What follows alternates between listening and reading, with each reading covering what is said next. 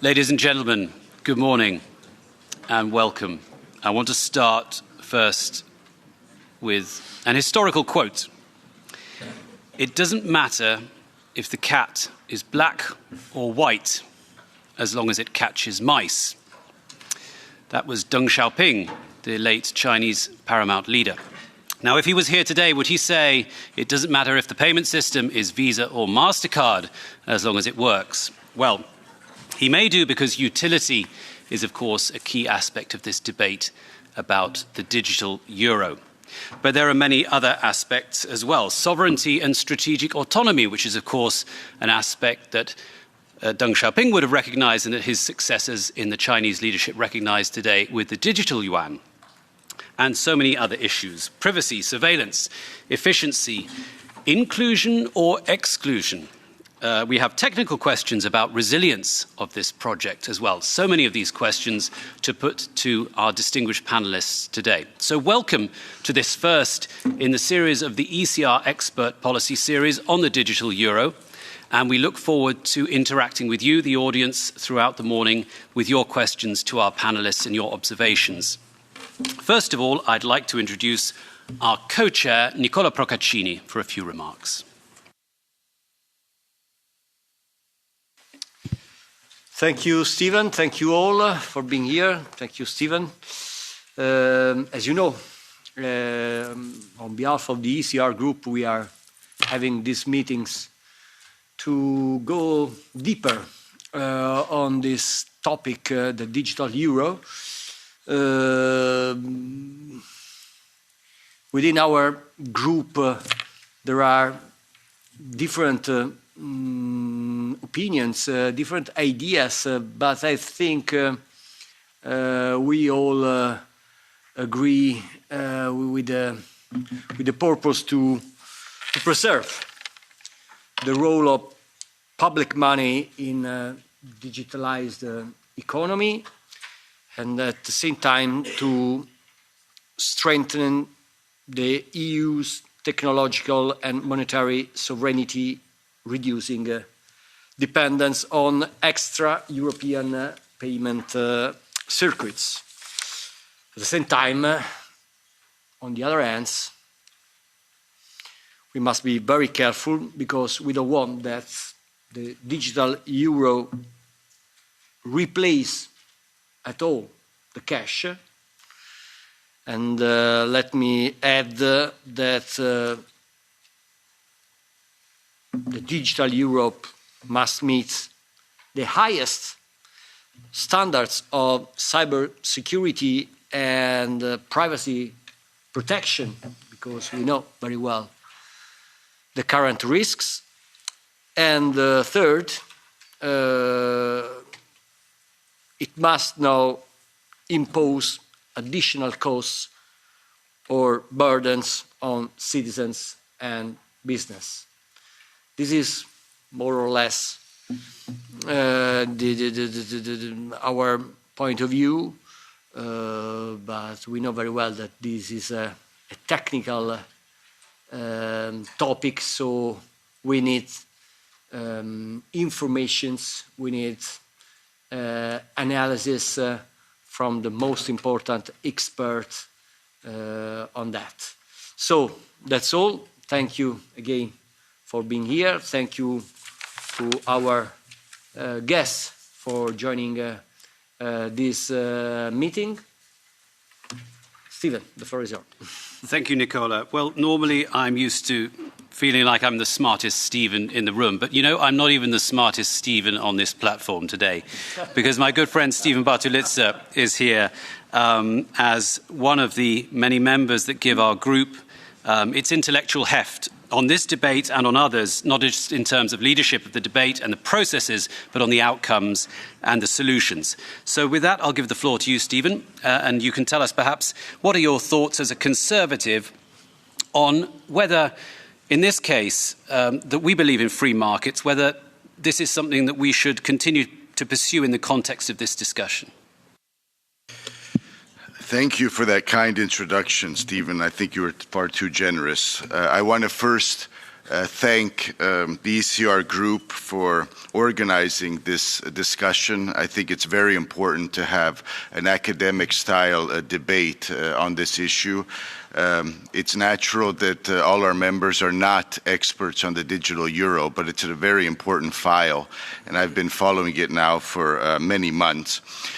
At first, I would just say that my initial intuition, let's put it that way, was very critical of this project. I had a steep learning curve.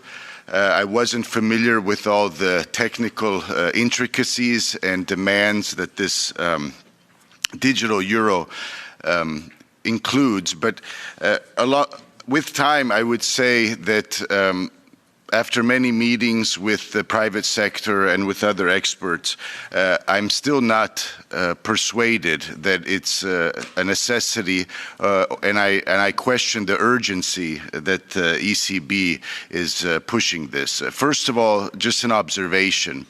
The public is not demanding the digital euro. Most people I speak with are relatively pleased and content with the current payment system. So this is not happening because of public pressure. That's how usually politics works. We react when the public is demanding something. On this issue, it's coming from the top down, and so I think the case really needs to be made persuasively, not just to us, but to the public at large.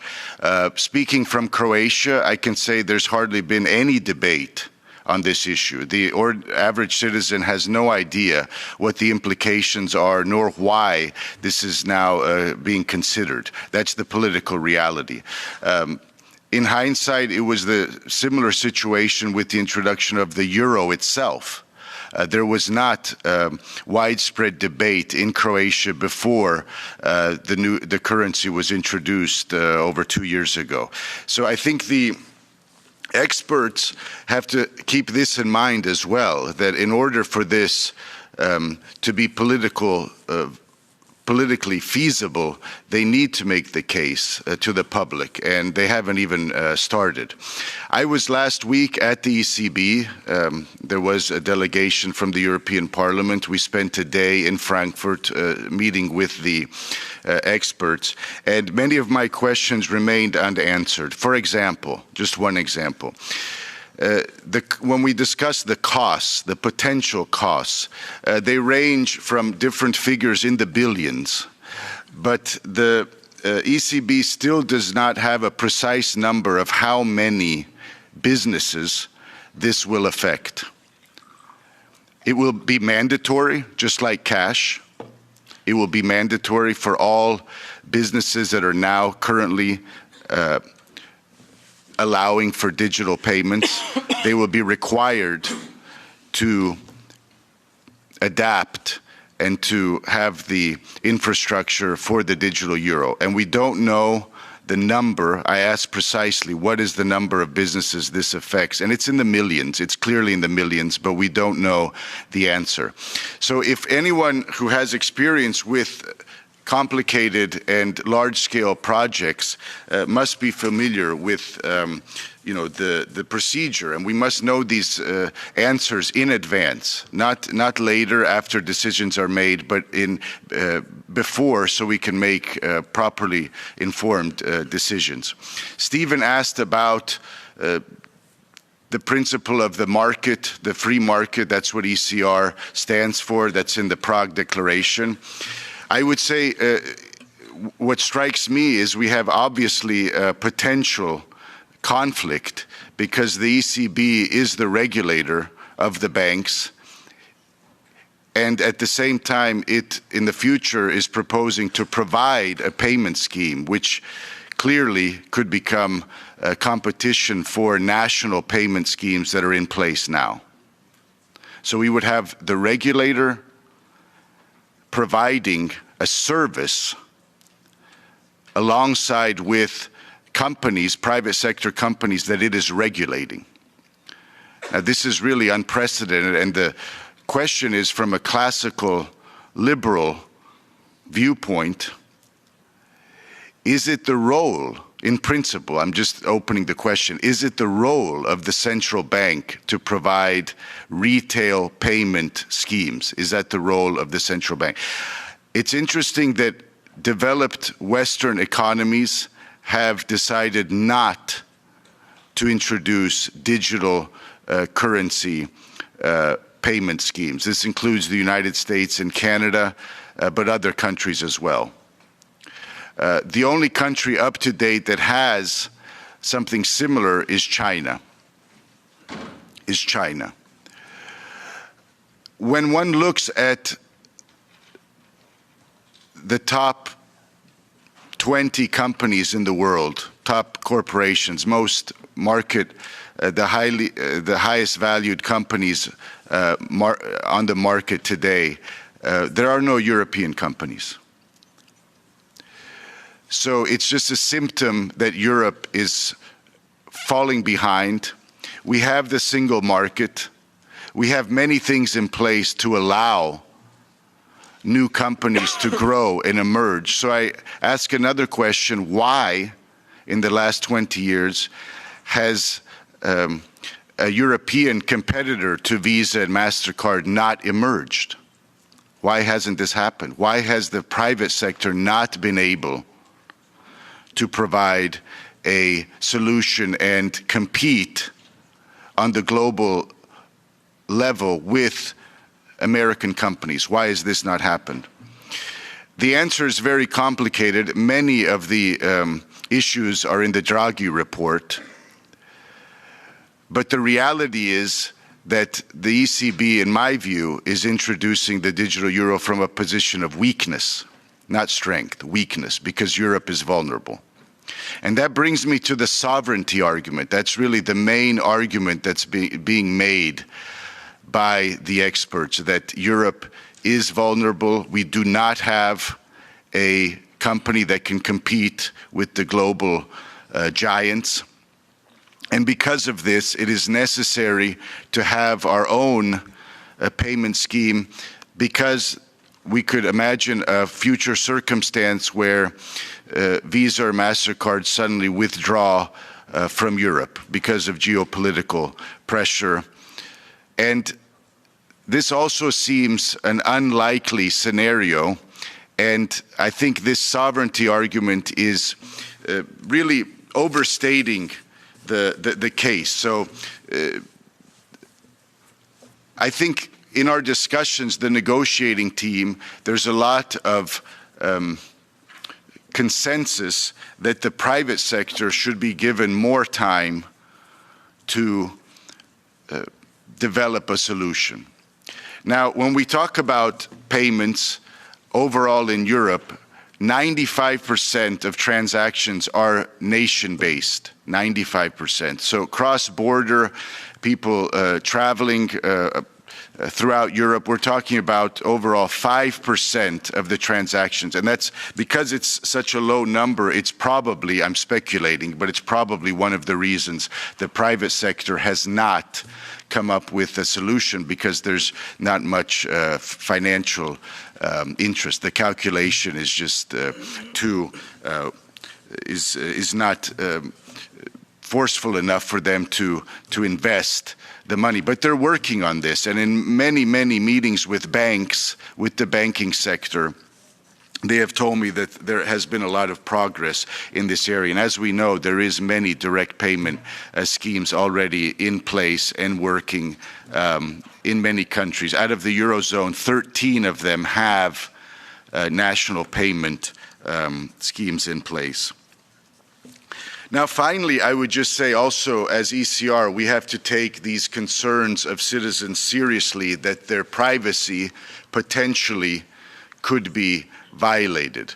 We live in a post-COVID world where a lot of confidence and trust has been lost because many of the experts got the pandemic wrong, frankly.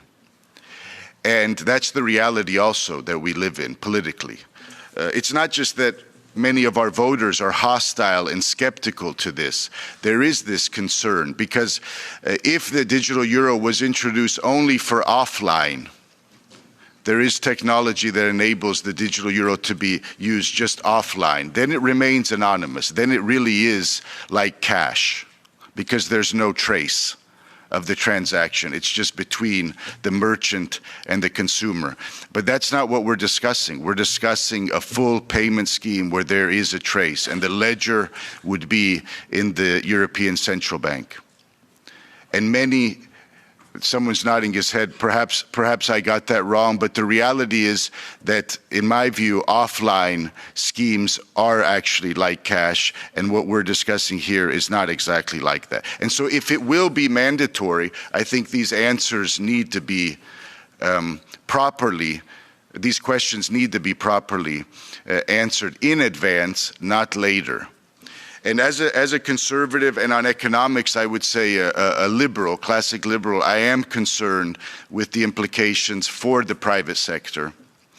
The limits in order to prevent potential bank runs and problems with deposits, this problem has not been, in my view, adequately addressed. The Bank of England has mentioned a limit of £20,000 for their digital scheme. In Europe, the number is much, much lower, much lower. But the question must be asked then, what in a possible stressful situation, a crisis in the future, will these limits then be simply altered in order to prevent bank runs, because people are scared of what's happening to their deposits? So many issues are at stake. I think it is very important in principle to have these discussions. There is a danger, in my view, for a distortion of the market, and that's why it's not a surprise that so much of the private sector is skeptical of this. But in the end, it's the ordinary citizen who should really decide and will benefit or not benefit from this. And I believe in Europe we have not begun to have a serious discussion. This perhaps is the beginning. Hopefully many of these talks today will be shared on social media so people can get informed. That's why we're doing this. But in my view, I still am of the opinion, as one economist stated, it seems to him that the digital euro is a solution looking for a problem. Thank you very much.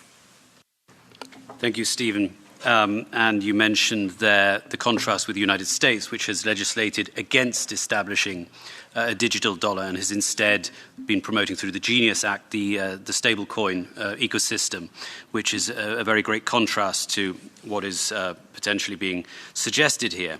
But I'm very pleased now to bring in a member of the ECB, former Deputy Governor of the Banca d'Italia, Piero Cipollone, who represents another aspect of strong Italian leadership in the ECB.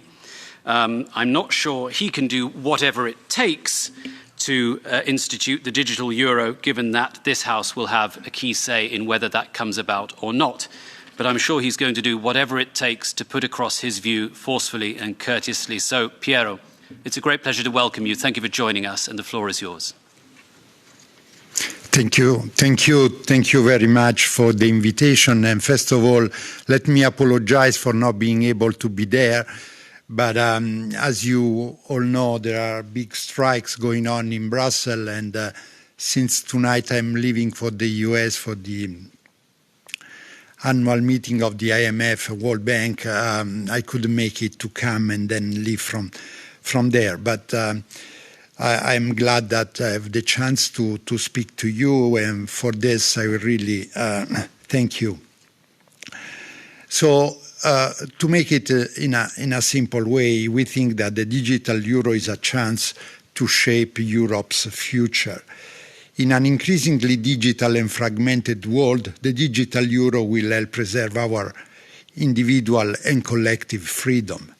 Most importantly, it will ensure Europeans can enjoy the benefit of physical cash in a digital world, allowing us to pay anywhere in the euro area for any digital transaction with the same security, privacy, and simplicity that cash can offer today for physical transaction. We need to think of the digital euro as a digital cash.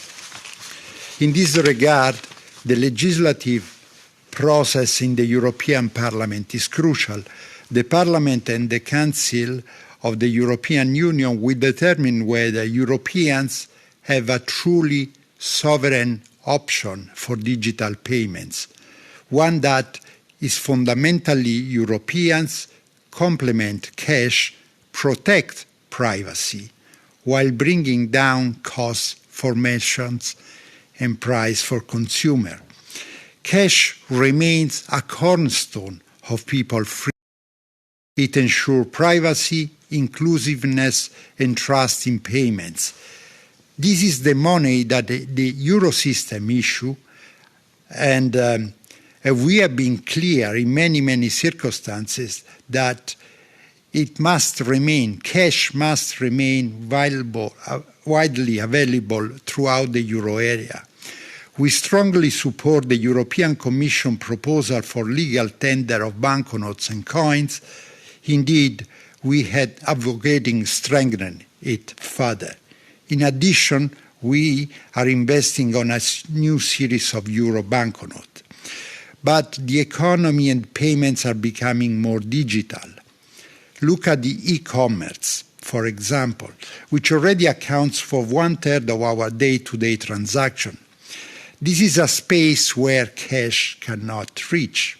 As a result, people rely exclusively on private payment solutions for their online shopping. In most cases, these private solutions are not European. In the euro area, 13 out of 20 countries do not have a domestic card scheme. Instead, a couple of non-European providers dominate our retail payments market. 2/3, I insist, 2/3 of card transactions are processed by non-European providers. These transactions are not just cross-border transactions. In some countries, even in my country, if you want to shop online, you don't have a solution, and this a European solution, I mean. This dependence limits competition and result in high costs for European merchants. Smaller merchants in particular have little negotiation power and, on average, pay international card scheme fees that are 3 to 4 times higher than larger merchants. These fees are often more than 1% of the total transaction value, which is considerable given the merchant low profit margin. Consumers also bear the cost through higher prices, and this is not a case that consumer and merchant are very vocal in asking for the digital euro to be developed. This dependence has also other important costs. It leaves us vulnerable in times of rising geopolitical tension, putting us at the mercy of foreign powers and posing serious risk to service continuity. Given the network effect in the payment industry, it also stifled the emergence of private European players, and this might be an answer to the question that my friend Stephen was asking before. The digital euro is our European response to these challenges. The digital euro will give citizens a simple solution that is accepted for all digital payment transactions through the euro area, whether in shop, online, or person to person. It will increase European freedom of choice. The digital euro will offer an additional payment option. No one will be obliged to use the digital euro. It's a matter of choice. The digital euro will also raise privacy standard, as it outlined in the proposal legislation. Information on offline digital euro transaction will known only to the payer and the payee. Not even the payment service provider will be able to trace offline transactions. However, even for online payments, the central bank will only see an anonymous code representing the payee, an anonymous code representing the payer, and an amount. We will not be able to trace back this anonymous code to people. Thereby, the privacy that we are putting in the system is higher than the current situation. Finally, the digital euro will be made in Europe by Europeans for Europeans. We are working with European companies that are owned by Europeans to build the underlying technical infrastructure for digital euro. And the digital euro will also reinforce our resilience because payments can still be made without a network connection, and we rely on a robust technical infrastructure that is based in Europe. So let me conclude. The choice before us is whether to give Europeans a digital complement to cash that secure freedom of choice and European sovereignty, or whether to leave European citizens, banks and merchants depending on non-European solutions. Thank you for your attention, and I stand ready to answer to all your questions. Thank you, sir. Thank you, Piero. Stephen, please. So I want to thank Piero for his comments. Unfortunately, we have a strike. Belgium is obviously a place where there's general strikes frequently, and unfortunately, we can't have many speakers in person. I regret that. We were just together last week. I want to thank him for clarifying this issue of the national payment schemes in place. It, in fact, is not 13 that have them, but only 7. So I want to thank him for clarifying that, and I want to urge all of you to take this opportunity to ask questions. It's sometimes really an issue that seems daunting and highly technical, but I think this is a good opportunity to clarify things. So thank you. Thank you, Stephen. If anyone has any questions for Piero Cipollone, please, I'd like to put them to him in a batch of questions that he can answer in one go. We have about 15 minutes or so. So if anyone has any questions, please go ahead. Okay, Roberts. Yeah, thank you very much, and thank you for your remote participation, Mr. Cipollino. Yeah, so well, I also was in Frankfurt ECB and met with you about a year ago, so with a similar econ visit to your ECB, and we discussed this issue. And could you please, to elaborate what the ECB can do more in public explanations for needs of digital euro? There used to be some campaign, and also in my country, I'm from Latvia actually, and we tried to discuss with journalists, and it's not easy because, for example, the regular question, and also I would be glad to hear the answer, size of the wallet of digital for a person. So it was mentioned some years ago 3,000 euros, for example, per person, and it was later on hidden because there are different views in different member states, central banks, and so that's why. But if you're hiding this issue, of course, it doesn't create a trust among people. So what is the strategy on communication with this example? Why you are hiding those issues? Example, we also discussed early September here in the European Parliament with representatives from national banks from France, Latvia, and Italy. And we discussed all those digital euro issues. And there was also issue of the cash transactions from the small and medium, I would say small merchandise, like restaurants in some countryside and so, who would like to keep a cash. And then was the issue, do they oblige to take also digital euro?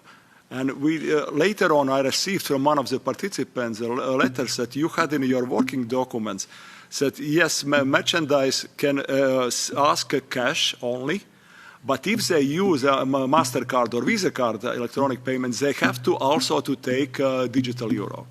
So, but it was also not explained publicly as issue. So, General, how you see communication improvement for the public? Thank you. Anyone else with questions? Please.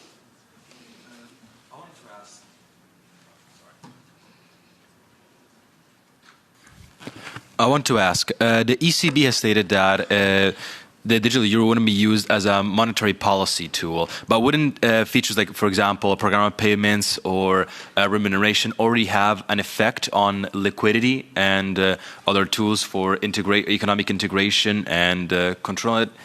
My question is more, where do we draw the line between a neutral economic tool or something used for economic integration?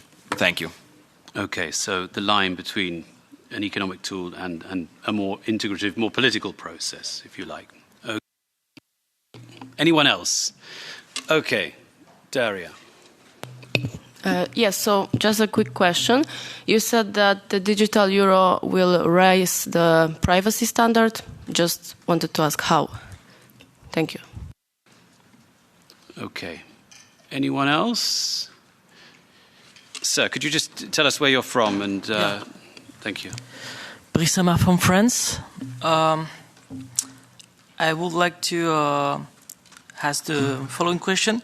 Given that EU treaties make no explicit mention of a central banking digital currency, how can such a major shift be justified without a formal treaty revision? And also considering the high cost of the project, estimated in the hundreds of millions, can we be sure that it will be built with post-quantum security in mind? Because the quantum computers may be able to crack the codes of possible private blockchain. So if it relies on vulnerable cryptography, aren't we risking both legal overreach and technological failure? Thanks. Okay, thank you. So two elements to that question, one of them technical and the other related to possible treaty change. Was there anyone else? Because I had a couple of questions I wanted to raise as well, Piero. One was about this issue that Stephen mentioned about disintermediation, whereby consumers stack up on digital euros at the expense of bank deposits. You released a simulation to the European Parliament just last week about this, and I wonder whether you can tell us what lessons that you can draw from that for us.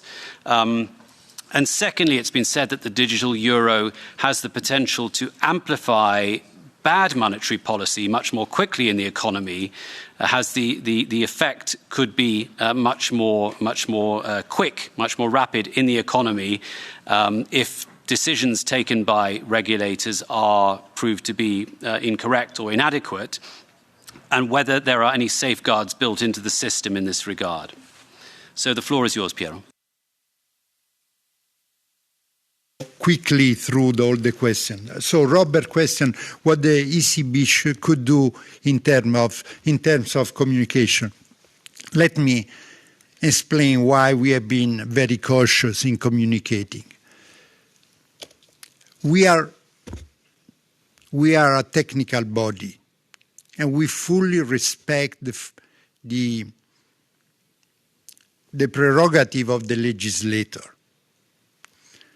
We feel that we cannot widely communicate on digital euro until the legislative process has been completed, because then the will of the people will be clearly stated in the law. At that point, we can communicate widely. In fact, so far, we have been communicating only upon request, meaning that we don't want to overstep our role. We really respect your role and the role of the Council and all the procedure in place to make sure that the will of the people will be respected. If we start to sell, let me use this wrong word, the digital euro before you guys have taken your decision, you could be legitimately be asking, is the ECB overstepping its role? So we have been very cautious in communicating. Yes, we can communicate more. We can do it in a more stable and proactive way. But at this point in time, we cannot do that without possibly being accused of overstepping your what is in your remit and in your mandate. So we will be glad, and that's why I really thank you for the opportunity to speak to you today, because we have been ready to respond to requests of communication, but we have been cautious for the reason I just mentioned.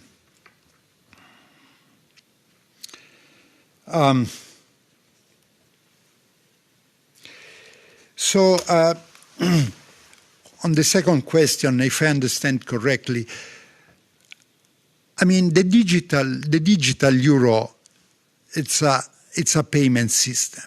It's simply a way to provide people with liquidity for their daily to-day payments. It's not a monetary policy instruments. We never thought about that. We have plenty of instruments to manage our monetary policy, so there was no need to invent something else. What is needed, though, is to make sure that Europeans, preserve their freedom to pay with their money. Because remember, the money issued by the central bank is your money. It's not money of somebody else. It's your money that brings benefit to you and through seigniorage to your treasury and therefore to the taxpayer overall.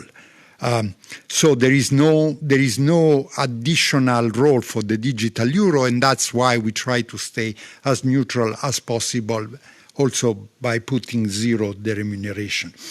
The third question, I guess, was from Daria, if I recall correctly. How the digital euro will increase the privacy? Let me say, we are building the privacy on three fundamental pillars. The first pillar is the technology. So we are deploying at this point in time the most advanced technological solution to preserve privacy on a payment scheme that is so large as the one that has to cater for the payments of the 350 million of people. So we are deploying the most advanced. What does means this? It means that the euro system, that the identity of the payer and the payee will be known only to the banks,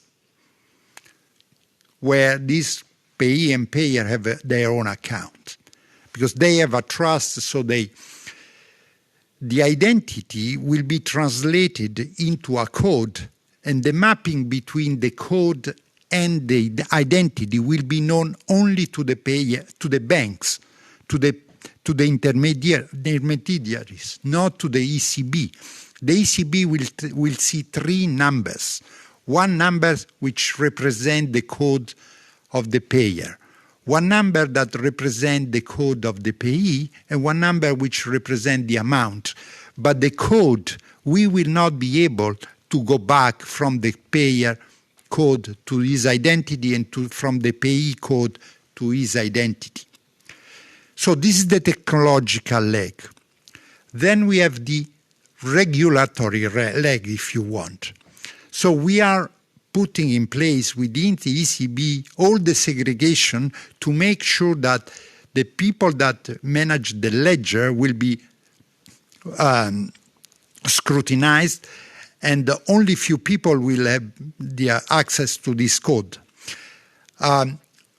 And to make sure that we walk our talk, we stand ready to be audited every year by the European Association of the Data Protection Officer. We stand ready just to make sure that we are fully transparent and we are a house of glass. So anyone can come and see whether we are doing what we say we do. Third element, which I called be open to the future. We work systematically with the university and technologists to see how we could further increase the protection by, for example, using those techniques that are called zero-knowledge technique. But those techniques are advancing pretty fast. But at this stage, as far as we understand, they are not such that to be deployable for a payment system of the size we are talking about.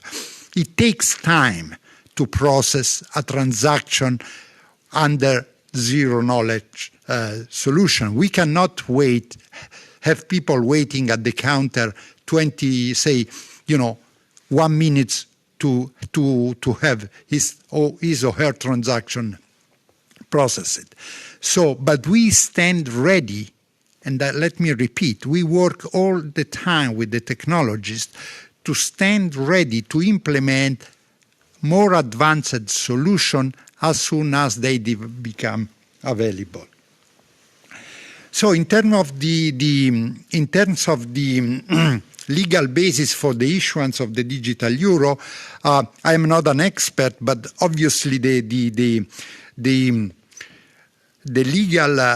legal services of the Commission, of the Council, and the ECB, and worked pretty closely to that. And under, I guess, is Article 133, but I might be wrong. I don't remember now by heart. Has been recognized as a legal base for the ECB to issue the digital euro. So the legal base seems to be pretty robust. On the quantum computing, yes, this is very important, but as you know, there are already available encryption algorithms that do not rely, that are quantum resistant. I mean, the quantum computing could break the current or some of the current protocols because they are based on very complicated mathematical calculation, but you can encrypt the information using a different algorithm that is quantum resistant. So this is something that is really much under our radar screen, and we are pretty confident that this can be handled. On the bank deposit, on the disintermediation of banks, let me say that we have been working from the very beginning to avoid this. And we have deployed several instruments to make sure that people do not feel the need or the urgency to put their money in the digital wallet to make their payments. In fact, we are not remunerating the digital euro, so if people move their deposit from the bank account to the digital euro account, they will lose some money, so there is no economic incentive to do that. Second, the fact that there is people can pay without pre-funding the digital euro wallet, and this is an additional feature that should reduce the need for people to put their money into the digital wallet. Third, we are putting limits to the digital euro holdings. So far, I mean, we published the report last week in a response to a request from the Mr. Navarrete, which sent me a letter on the 28th of July asking for these numbers, and we did our best to respond in a timely manner to his request. As you can read from the report, we don't see any tension in the for the numbers that he has requested to us, which means deposit limit up to 3,000 euros. We don't see much tension. The interesting numbers to me is that even in the most extreme scenario, which we had never ever seen, and which will not be caused anyway by the digital euro, and we can discuss about this. Even in that case, for 3,000 holding limit, even if all Europeans that have an account will tap into this highest limit, This would cause that only 13 banks out of more than 2,000 banks in the euro area will hit the liquidity cover ratio of 100%. If I remember correctly, we are talking about 0.1% of the total asset of the banking sector. So this issue that the digital euro will cause runs, it's really overstated. Moreover, we should ask whether people have alternative way to safeguard their deposit if there is a systemic bank run in Europe. And you know that the availability of other jurisdictions stable coins will be the serious risk. You can buy a non-European stable coins without any limits. So in the case of a systemic bank runs, we should ask whether the digital euro is the problem. In any case, in a scenario as the one that we are describing, meaning that systemic financial crisis in Europe or loss of trust in the banking sector, we need to remember that the deposit that can be interested by the digital euro are on a tiny part. Just to give you a number, if you look at deposit by non-financial corporation and wealthy individuals, meaning individuals that have more than 100,000 euro in their bank account, we are talking about 2/3 of the size deposit. Now, do you think that in case of crisis, these people will keep their money in the bank account? This has nothing to do with the digital euro. In that case, obviously, the crisis will be so systemic that the central bank has to intervene anyway. So I would not. Finally, on your question, Stephen, if I understood correctly, you are saying what can happen under a possible pressure in case of a crisis. If I understood correctly, the issue is whether the ECB can change the holding limits. This is up to you and to the Council. You can set up processes that are robust enough to prevent us from changing overnight the holding limits, even under a pressure. I understand that the agreement reached at the Eurogroup in September goes in this direction. The process put there in place requires many, many steps and many actors, and this should prevent that the ECB or any other actor in the game can change the holding limits overnight. I think I went through all the questions, and let me thank you all for asking them. Piero, thank you very much. When you did your confirmation hearing in the Econ Committee, you promised an open and frank dialogue with the Parliament, and we're delighted that you've taken this opportunity to continue that open and frank dialogue, and we hope that it will continue beyond this as well. So we're very grateful you've joined us. Good luck at the IMF meetings in Washington. Please join me in giving a round of applause to our keynote speaker, Mr. Cipollone. Just, if I may, I think Diego Soler wanted to make an intervention, MEP from Spain. Just a quick question, an easy one. As you said before, right now the private sector is providing these kind of services for transactions right now, and I totally agree that those main providers are not from Europe. That's totally that. We know all that, and we understand the risk. But what I don't understand is why a public entity like the ECB wants to develop a system to substitute these services or these companies. I don't understand why. And because in my opinion, what we should do from the ECB and from the Commission and from the European Parliament is to facilitate that European current companies that are providing these services also in different countries, we should facilitate them to scale up and to develop their system to be more wide in Europe.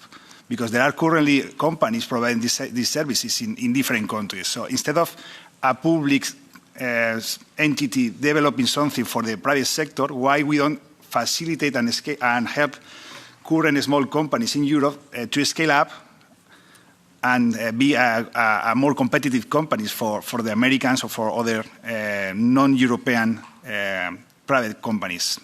So this is an easy one. Because I understand that the public entities shouldn't be facilitating services for the private sector. It's the private sector which is currently doing these services, developing the new tools. Okay, I'm not so sure there are easy questions in this debate, but we'll give it to Piero. Thank you. No, this is a great question, and thank you for asking the question. Let me start from one point of view, though. We are not here to compete with the private sector. We are here to help the private sector to scale up. Now, I don't have the time to go through why this is true.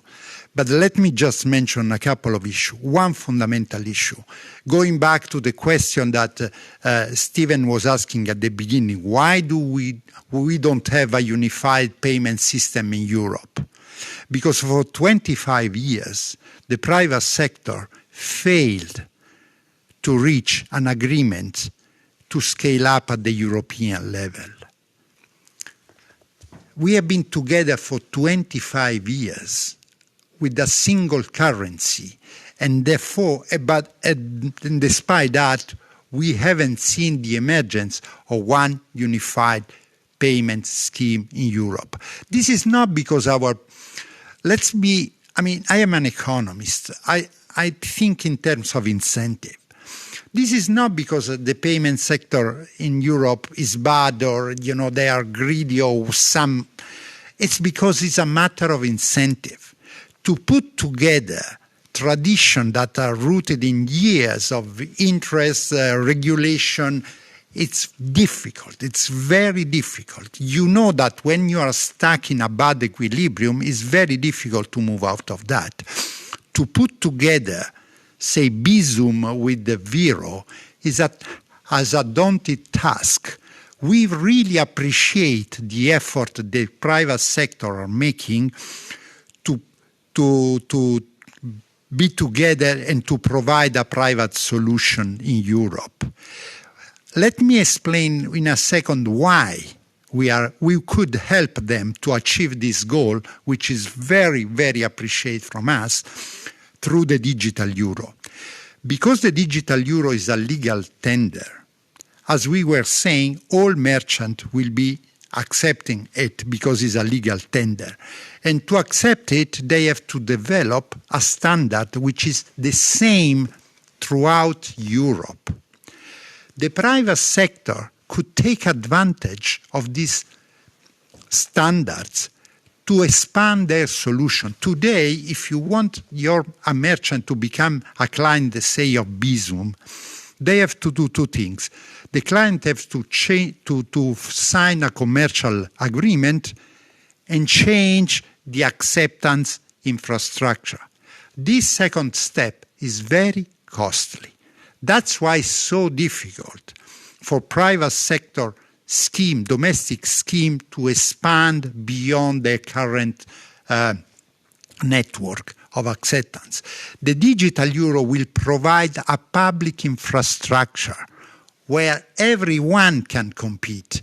Even Visa and MasterCard, we are glad that Visa and MasterCard are providing these services. What we want is to have a more competitive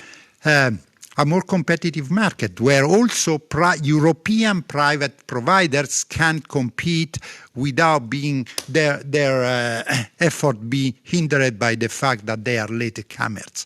So the digital euro, by providing a public network of acceptance, will help these companies to expand their business. Let me say one more thing. We really appreciate, I've been in this game for at least 5 years, and I know how difficult it is to move, to agree new standards, new protocols, new business model.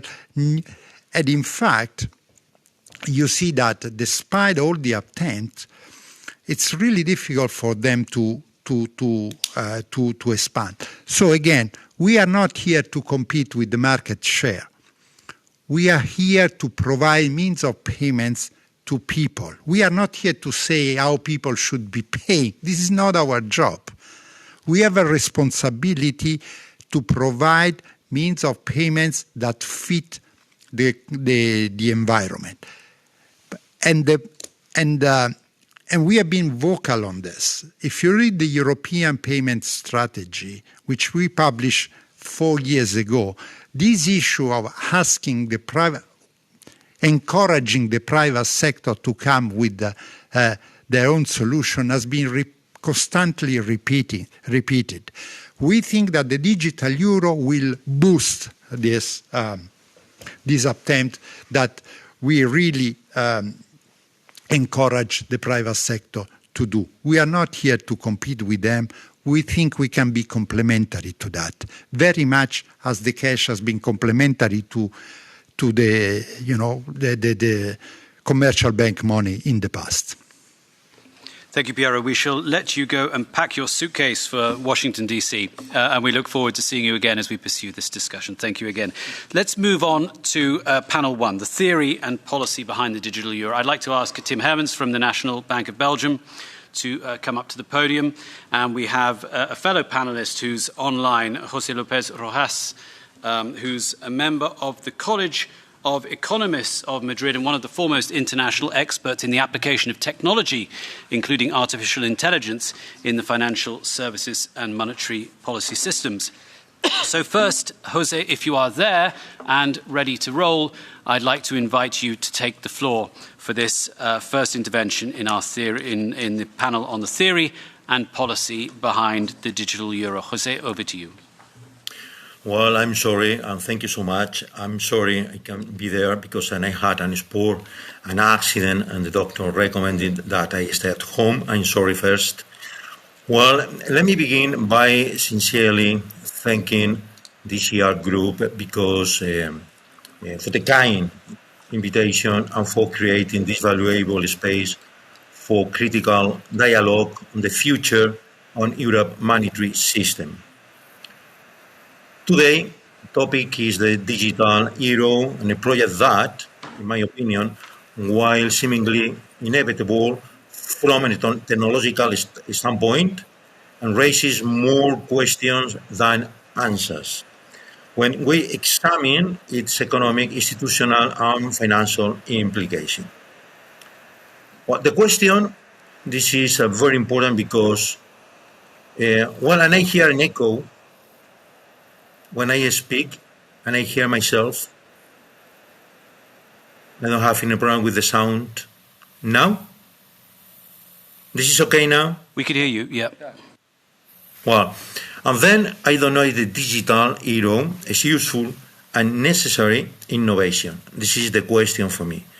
Or are we witnessing the rise of a highly limited instrument that risks becoming symbolic financial tool detached from the real economy? For me, this is the real and most important question. This is detaching from the real economy. This is the digital euro. The first question I need to answer is what is the digital euro and why is it being proposed both from the European Central Bank? The digital euro is the European Central Bank response to structural change for three reasons. First, the decline of physical cash. The second, the rise of digital payments. And third, the growing thought of private money alternatives like stable coins.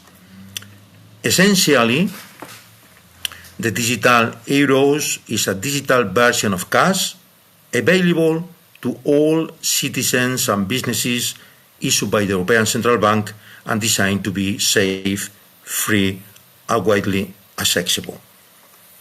Why the European Central Bank? This is my opinion, because this is behind this digital currency. Why the European Central Bank is proposing this digital currency? In my opinion, for four reasons. First, digital transformation of payment systems. Second, competition with private money. Third, financial inclusion. And fourth, system resilience. The digital transformation of payment system, over now in Europe, 80% of retail transactions in Europe are already digital. And the ECB is concerned the public money could disappear from daily life in the use of cash continues to decline. Second, for example, the competition with private money and the Facebook proposed DM, and so how big tech could potentially control monetary ecosystem. And then, consequently, the ECB want to offer the sovereign public alternative that is not dependent, you say, of Chinese platforms. Third, the financial inclusion. 1 million EU citizens either don't have a bank account or don't use them actively, and digital euro could be then direct access to digital money without relying on private intermediaries. And I have many doubts about this reason why the European Central Bank decided to launch this digital currency. But in my opinion, this is the full reason. However, from the outset, the project has been designed a retail payment tool, not as an instrument for monetary policy. This is the key point in my opinion, not as an instrument for monetary policy or financial institutions. And that's what its limitation begin. This is limitation begin. And because this digital currency is not an instrument for monetary policy. I have a lot of key criticism and structural limits. And first, the privacy concerns. Second, the bank disintermediation risk. Third, this is, in my opinion, questionable necessity. And fourth, state control risk. This is my key criticism and structural limits. The privacy consent is the physical cash is fully anonymous. A digital euro, however, would offer partial privacy at best. For example, imagine making a donation to a political cause, an NGO, or an independent media outlet.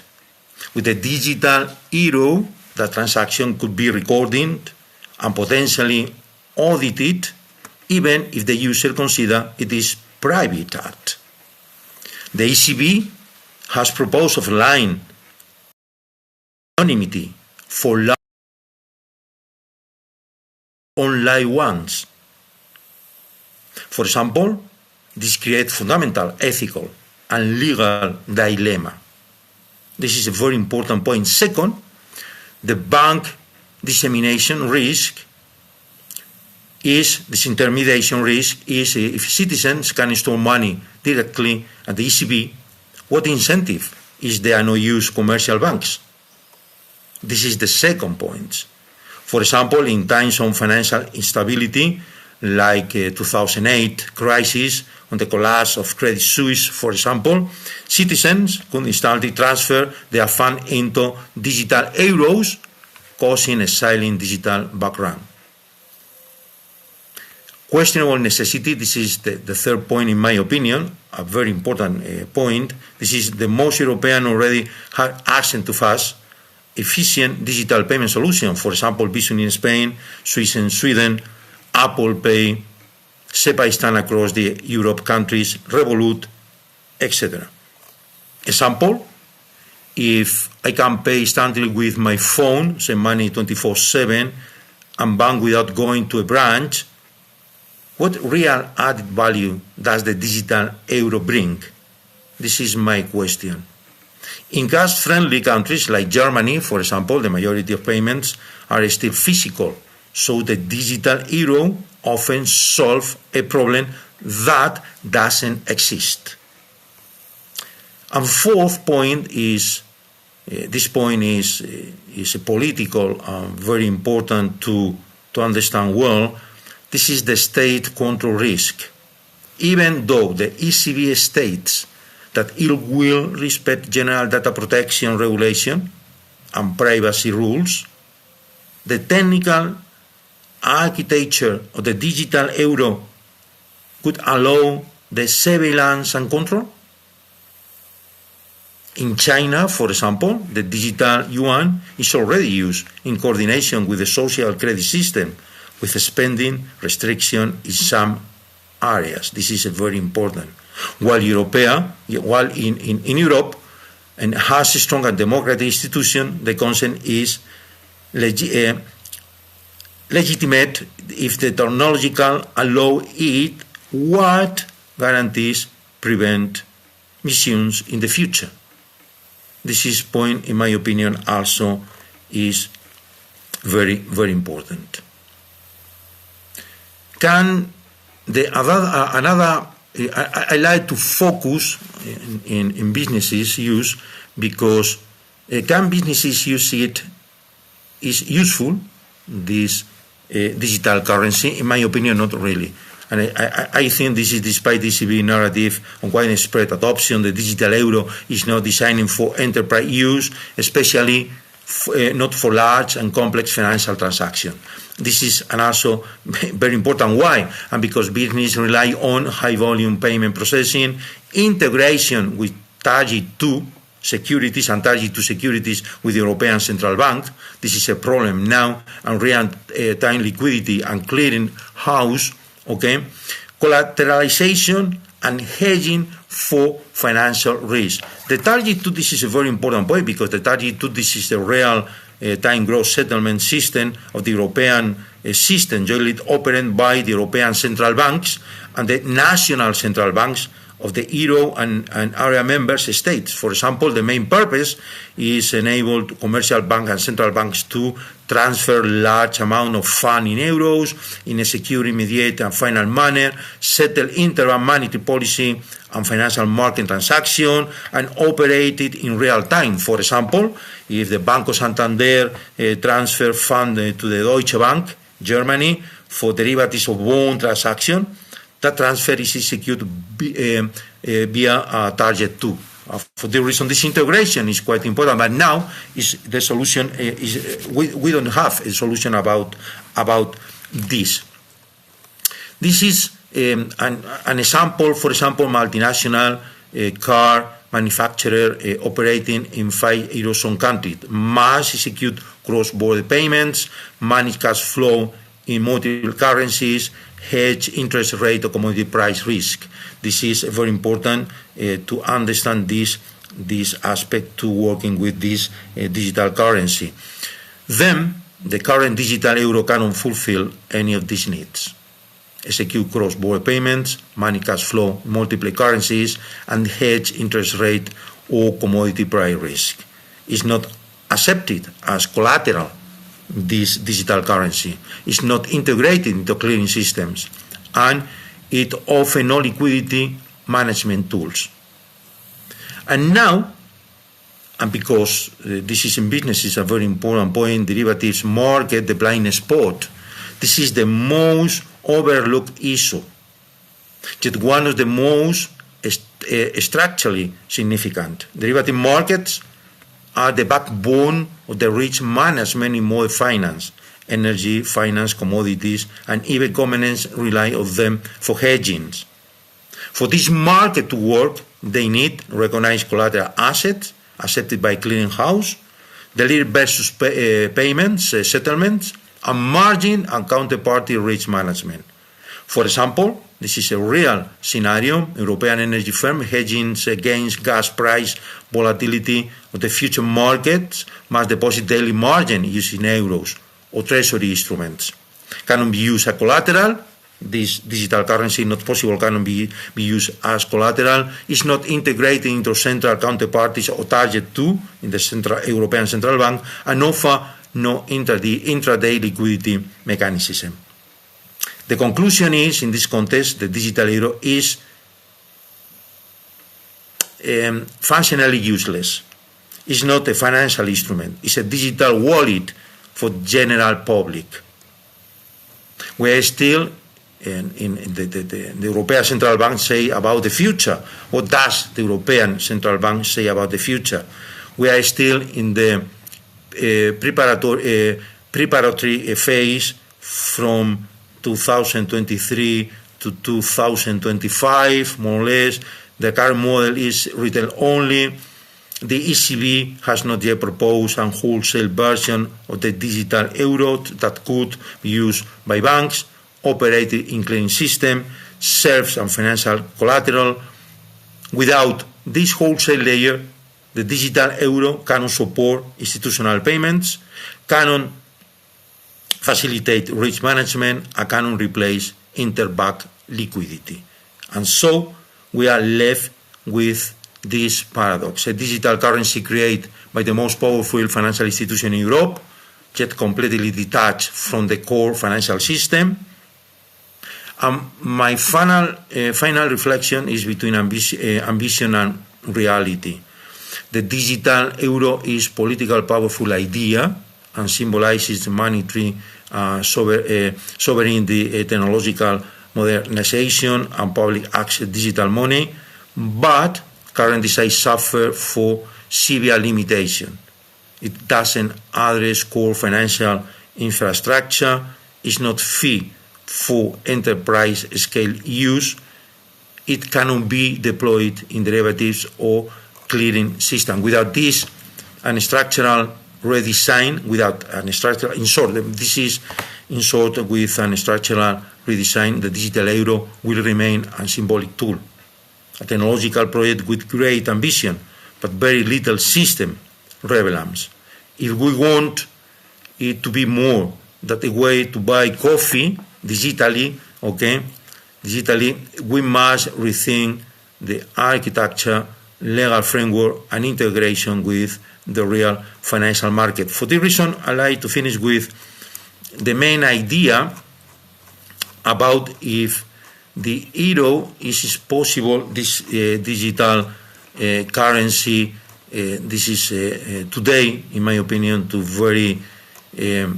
is not technological breakthrough. This is, in my opinion, financial illusion. Okay, this is my opinion. Okay, and thank you so much for your attention. Thank you, Jose. An uncompromising, frank and open contribution to the debate, and I'm looking forward to hearing some of your answers to the questions that I hope will follow after our next panellist, Tim Hermans, who's from the National Bank of Belgium, the central bank in our country here of Belgium, where we're based. And in your second term as a director, Tim, I believe your second mandate. And so you've also been serving on the ECB high-level task force on the digital euro. So I suspect you'll give us maybe not an alternative point of view, but a slightly more nuanced one from what Jose suggested as an economist. Over to you. Well, thank you, and thank you all for having me this morning. Well, obviously, Piero already has said a lot. I'm not going to repeat everything he has said, but maybe I give you a few reflections of my own also as a reaction to the previous speaker. First of all, strategic autonomy. I've already heard today that this might be not so important. Just maybe one reflection. If we look back at the past 5 years, a lot of things have happened that we thought were impossible 6 years ago. After the Russian invasion of Ukraine, we had to deal with stock ruptures, supply chains were compromised, energy supply was compromised. So a lot of things that we thought we were not vulnerable at did happen.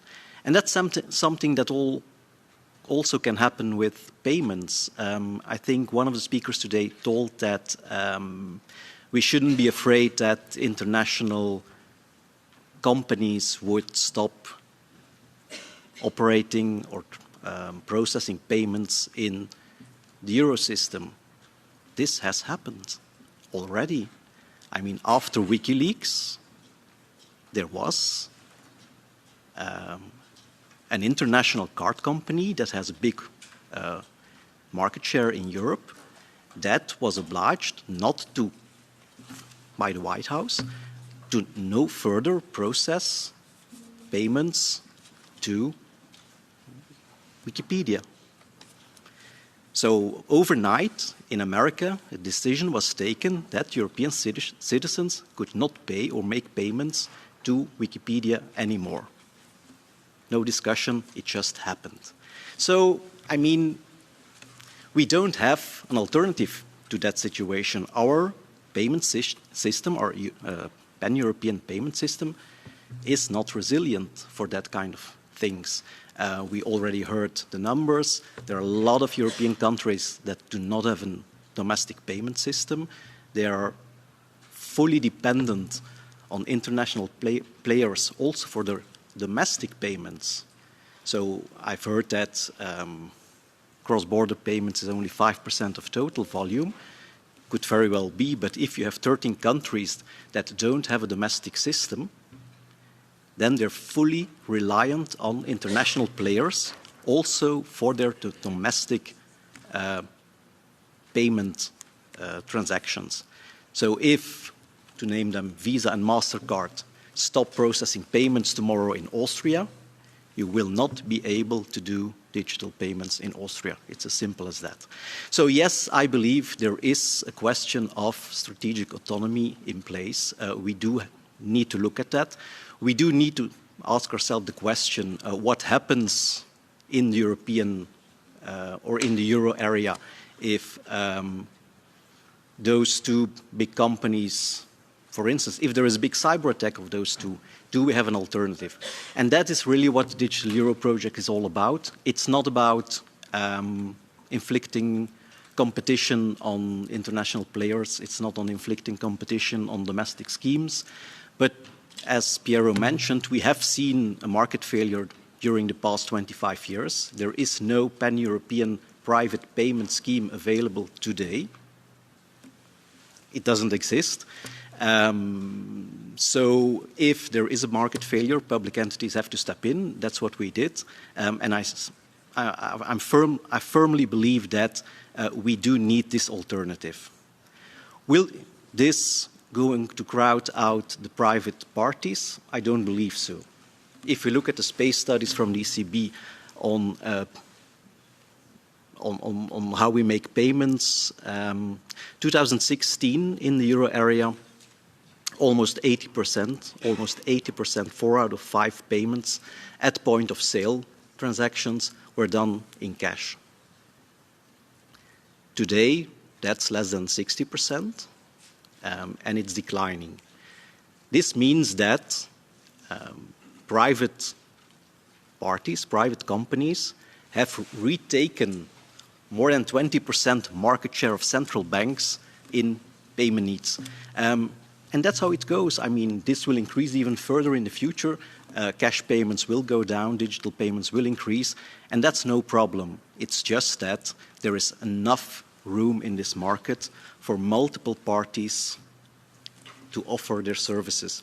And if we can offer a digital euro that will drive down prices, that will make the payments system more resilient vis-à-vis cyber attacks, vis-à-vis international or foreign powers, that will make it easier to innovate on top of a standardized infrastructure layer, which we don't have for the moment.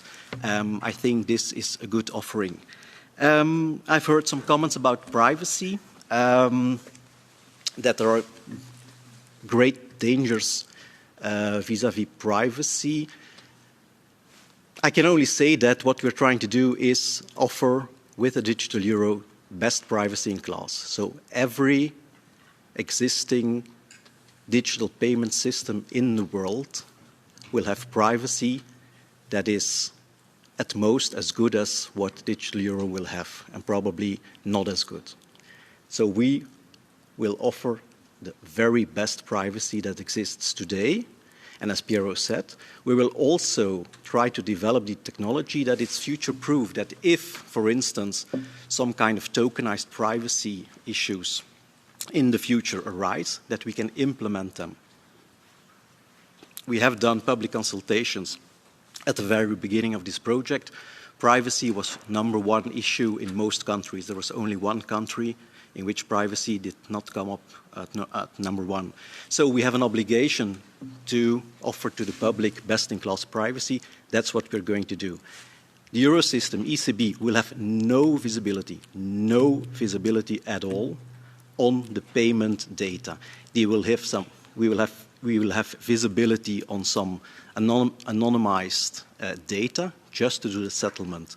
That's all. There will be no possibility to engineer back to the citizen who has initiated payment, the payee who has gotten the payment, or what has been bought with the money.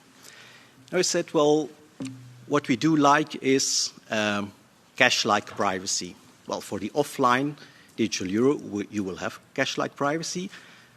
But and then there was this argument that, yeah, but you can say this, but we don't trust you. I mean, if it's technology, maybe you can change something and then you will have visibility. And that's not what we want, because if you have cash, you can make a donation and nobody knows. Today we have the technological possibility to read serial numbers on banknotes. The machines that are used in the euro area, and by the way, all over the world, have the technological possibility to read serial numbers. If we have the possibility to change legislation overnight without having the legislative branch involved, then we could also make it mandatory, for instance, for commercial banks to read serial numbers. Then we could make it mandatory for ATMs to read serial numbers. Then we could make it mandatory for merchants to, whenever cash is being used, to read serial numbers and track down who has bought what. We are not doing that today. Technologically, it's possible. But we're not doing that because nobody wants that. And that's what happens with the digital euro as well. We want to offer best-in-class privacy, and we're going to deliver on that. Maybe another element that has been discussed quite often, financial stability. The study has been published last week. We have some measures in place. Piero referred to them. We will have holding limits. So digital euro is a payment instrument. It's not a store of value instrument. We expressively don't want people to use digital euro wallets as a savings account. It will not bear interest, so it will be not remunerated. And we will introduce a system which is called waterfall, reverse waterfall, that you don't have to pre-fund your digital wallet to make euro payments. So if you want to make a euro payment, you can link a bank account to your digital euro wallet. At the moment you want to do the payment, there is a transfer from your commercial bank account to your digital euro wallet to make the payment. And the other way around. If you receive a digital euro payment and you don't want to keep any holdings in your digital euro wallet, there is a direct and immediate transfer from your digital euro wallet to your commercial bank account. So most people, and that is my firm belief, will not have any digital euro holdings in their digital euro wallet because it's not needed to make the payments. You only have to link one or more bank accounts to your digital euro wallet. Why not a private initiative? Well, there are some private initiatives. You have Wero, that's the biggest one.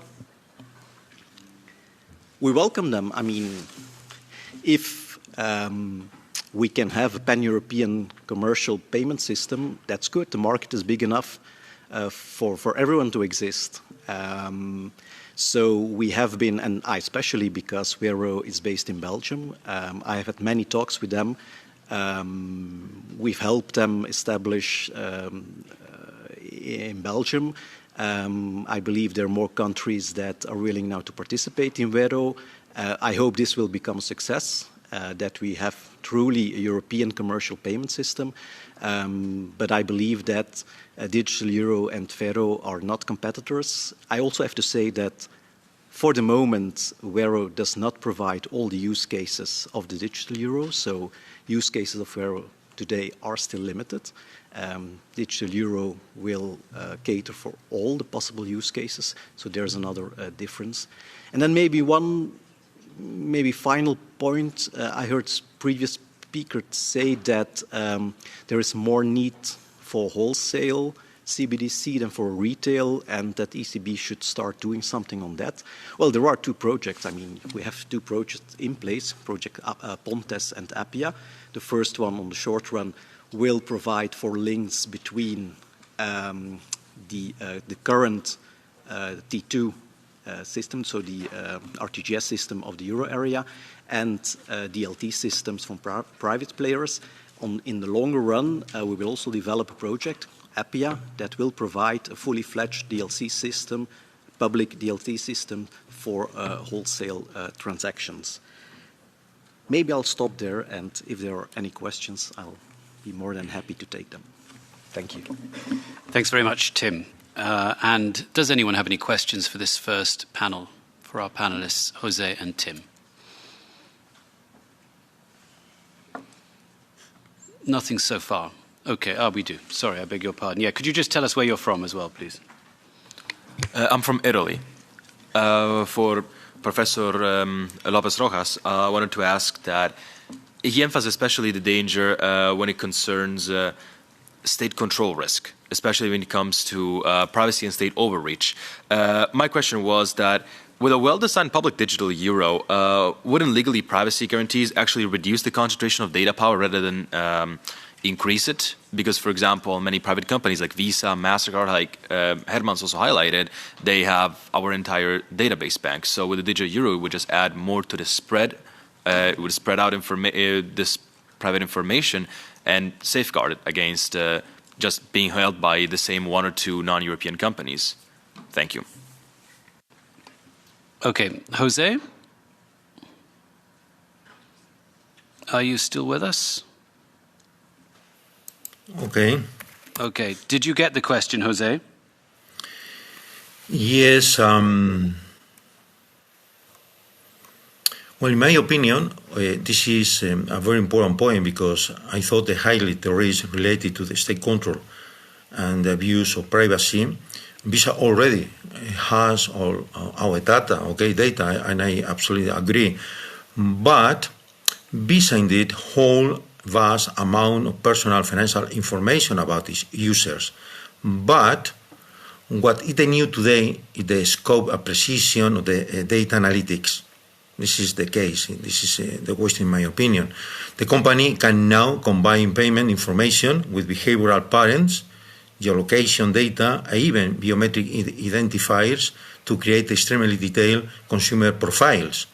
This goes beyond simple transaction records and raises a new ethical and privacy concerns about data monetization and potential misuse by governments or third parties. This is my opinion about the control for the central bank, European Central Bank, about information for private personal information about citizens in Europe. Okay?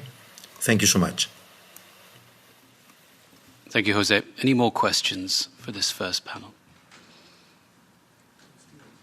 Sorry, Roberts. Yes, I beg your pardon.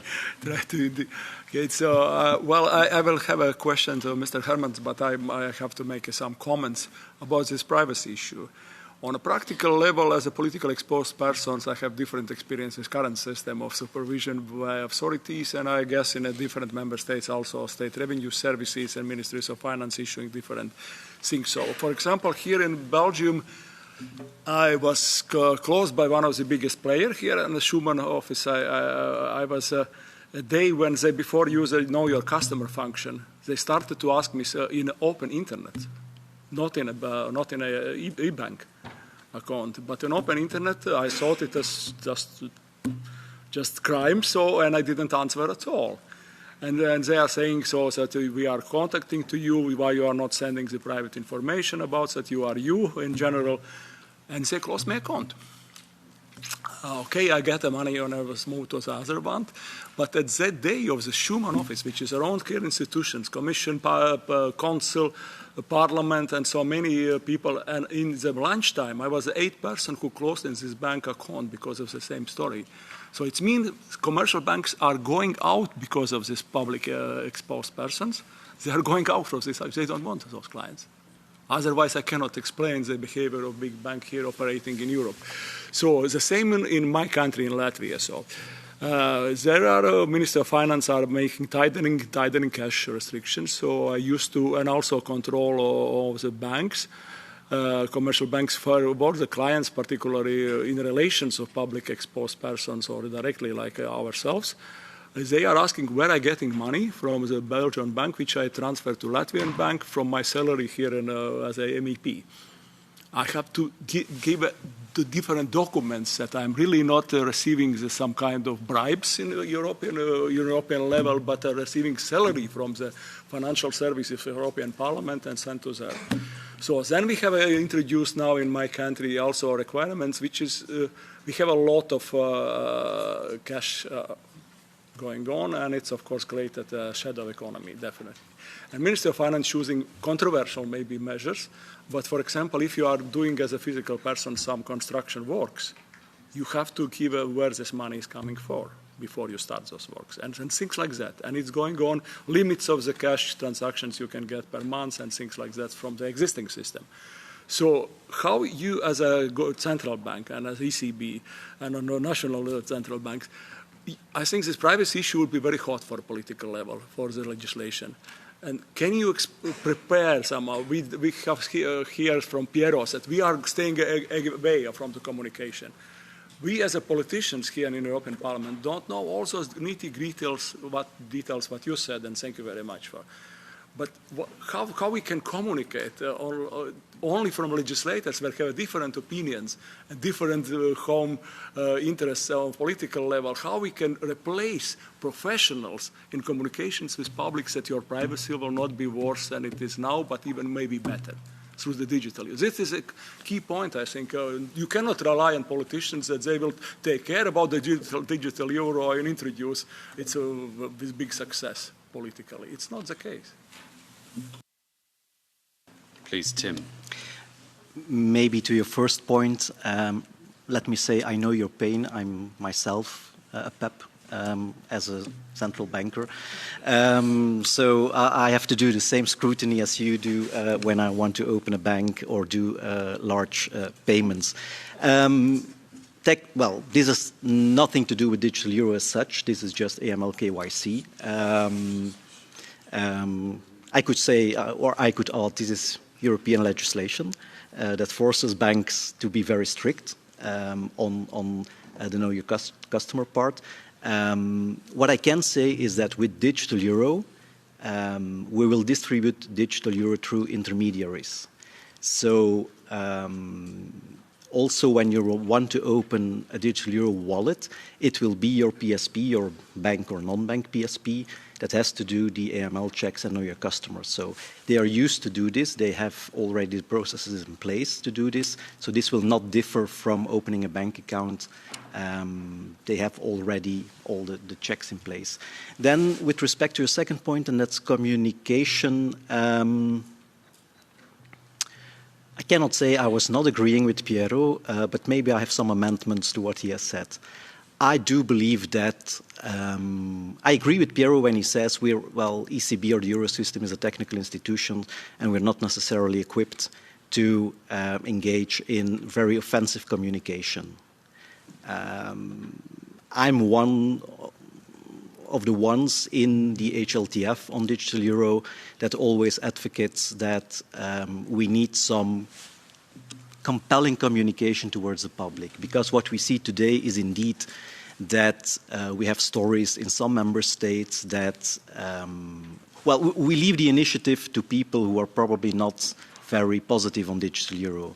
You have these like conspiracy theories that this is a new Big Brother project, that the government is going to follow whatever you do, that we want to abolish cash, which we really don't want to, because this is a complement to cash. It will not replace cash. Cash will always be in place. And maybe we have missed an opportunity in the past to make clear that digital euro is nothing about all of that.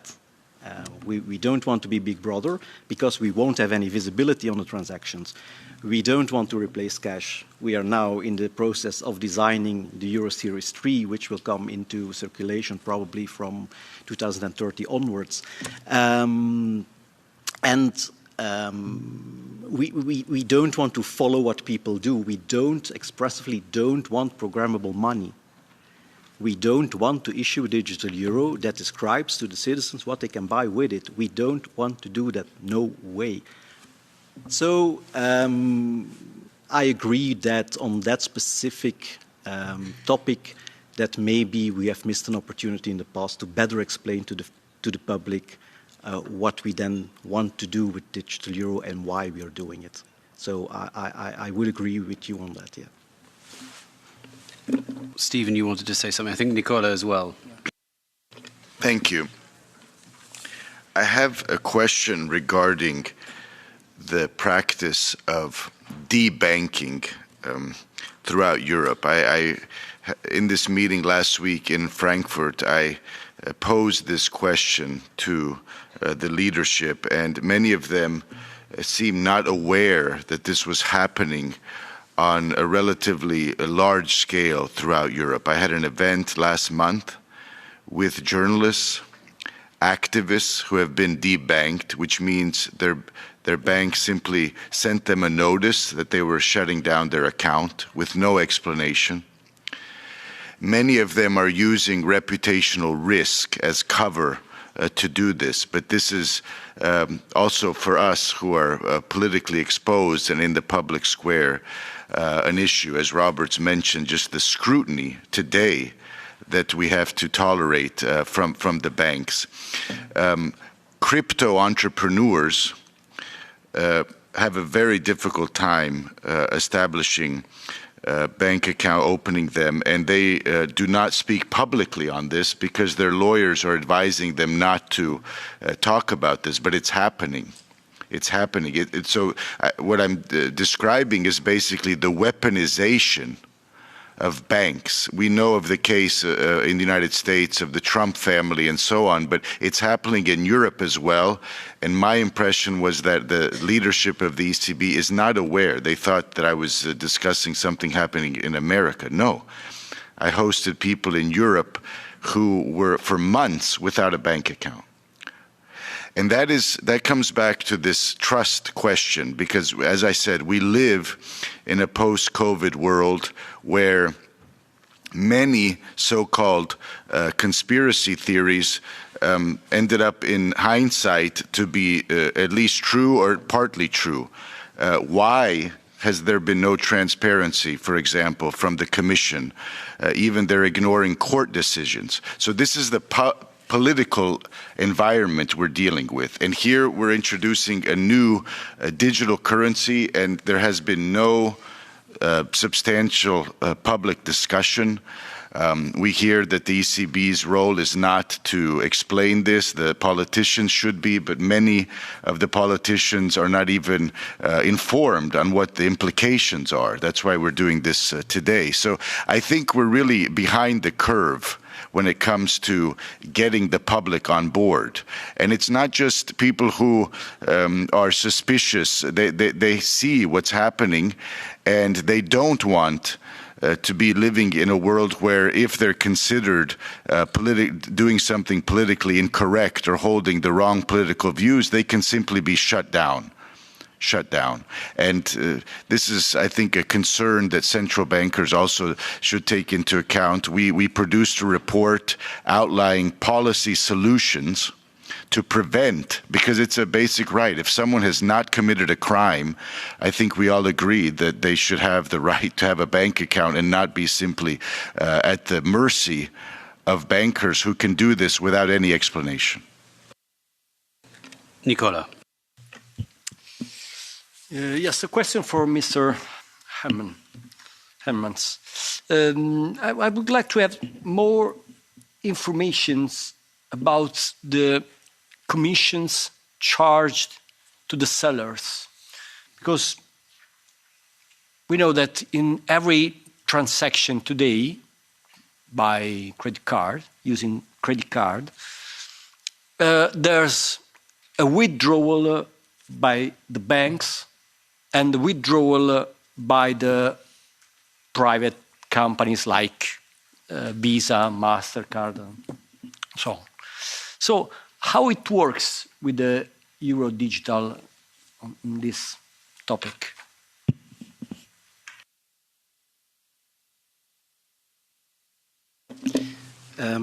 Yes, maybe on the cost model or the charge model, digital euro will look a lot like a traditional four-party scheme model. So you will have you will have an issuer, you will have an acquirer, you will have a scheme owner, and you will have a settlement and processing operator or engine.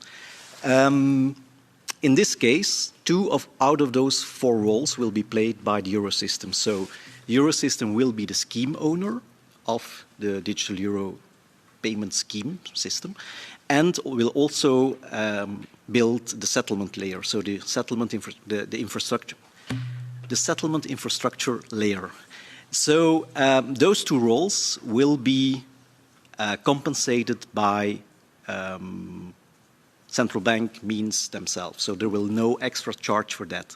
So how does it work? Normally, when you go to a merchant and you pay, the merchant has to pay what we call a merchant service charge.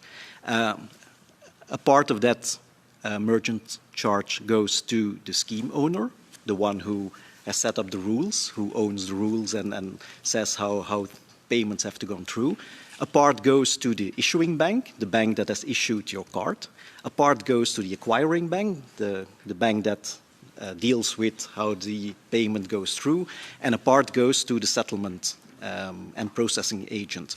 Two out of those four roles will be played by the central bank, so don't have to be remunerated by the merchant. So the merchant will still have to pay a merchant charge, and that's to cover the expenses of the two private players, if I can call them, the issuing bank or the issuing PSP and the acquiring PSP. Now, what we see in recent years is that when we look at the private market today, for instance, some fees have been tripled in 8-9 years. The interchange fee for some markets have gone from 3 to 9 basic points. So what we want to do with the digital euro, and that's still something that has to be discussed. So now with the Danish presidency, I believe there are some discussions on the compensation model, but we aren't there yet. What we want to introduce is, and that's very difficult, is one fee structure for the whole euro area. That doesn't exist today. I mean, if you want to know how much costs a payment, nobody knows. Banks, obviously, for competition reasons, are very reluctant to give that information. But what we want to do is, we have to be cheaper than that. I mean, if we cannot be cheaper than the current commercial practices, there's no use in introducing the digital euro. We have to be cheaper. Digital euro has to be a force that drives down prices for merchants and increases competition between existing payment systems and payment schemes. So that's what we want to do, but we are still discussing this because this is really the legislator that has to set up a format or a frame in which we have to operate, but we have to be cheaper than what exists already today. That's the bare minimum of what we want to do. Thank you very much, Tim. We are ticking a bit over schedule, I am afraid. Mr. Jean-Jacques. Tak, ja chciałem zadać pytanie po polsku, bo ono jest generalnie moim zdaniem in my opinion, the most important issue is the confusion in this discussion. All of the people who have spoken on the panel have said this is just infrastructure, this is just technical. And if I have a railway, I decide who can use my railway. And isn't it going to be the same with this infrastructure? The owner of the digital euro infrastructure will be omnipotent. Can you comment on my fears? Because wherever you're operating in science or management, you need to look for the weak spots. I think what could happen in future is that the fees will increase, access will be restricted, all as a result of the power of the infrastructure operator. And I think the average user will become hostage to this. Thank you. Tim, would you like to comment on that? When we talk about infrastructure, we have to separate what it really is. So the euro system is going to develop a settlement engine. So the technical settlement, that money moves from anonymized, that's a difficult word, anonymized account number A to anonymized account number B. We have to transfer an amount of X. That's something the euro system will do. Then you have all the other infrastructure, the payment terminals within the shops, the ATMs, the internet gateways, the internet routers. That's not something the euro system is going to do. What we're going to develop is we're going to offer that let's use one standard for all those terminals. That if a merchant has one terminal, that he can accept all kinds of payments, Visa, MasterCard, domestic payment scheme, digital euro, Vero. That's something that's not in place today. Those standards are not there, but that's something we want to push for. That's not the ownership of the euro system. That's just a standard that we would like to introduce that also commercial players can build on top of those standards, value-added services for merchants, for consumers. So Eurosystem will by no means at all be the owner of a big part of the infrastructure. The only thing that we are going to do is make an engine that transfers money from A to B for an amount of X. That's something we are going to do. All the rest, also for AML checks, how you do your client relationship management, that's something for the intermediaries to do. And I can guess that if you have already commercial partners that deliver the payment terminals like Ingenico or Worldline or Ogone, I don't know all the players, they will keep providing for these terminals. But what we as a scheme owner would try to do is to implement a standard that you don't have 7 different QR codes on a cash register and you have to find out yourself which QR code I need to scan to find my payment service provider and which kind of wallet I need to use. That's something we want to standardize. And it will also increase resilience of the system because it would be very clear for people how they can pay in this standardized world. But by no means the Eurosystem will become the owner of the whole infrastructure layer on which digital payments will run in the future. Thank you, Tim. I'm afraid we're going to have to call off the first panel at that point. Thank you very much to Tim Hermans from the Central Bank of Belgium, the National Bank of Belgium, and to José López Rojas in Spain for joining us. A very interesting discussion and highly technical as we wanted to get into the details. But now let's move on to panel 2. And I'd like to invite Vincenzo Di Nicola and Bernd Lücke, Professor Bernd Lücke, to come up to the front to join me. And we will be joined remotely by Evelyn Whitlocks, the director of the Digital Euro project at the ECB a little later. But first, Vincenzo, if you'd like to join me here. And Professor Lucca. Hello. Hello.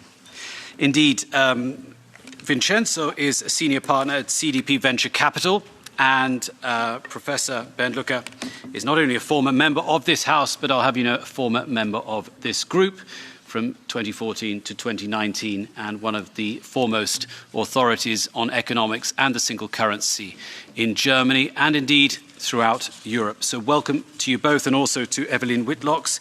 We are running a bit behind time, but let's have a lively discussion. And first, if it's okay with you, Professor, I'd like to ask you to take the floor. Yes, thank you very much, Stephen, for the kind introduction.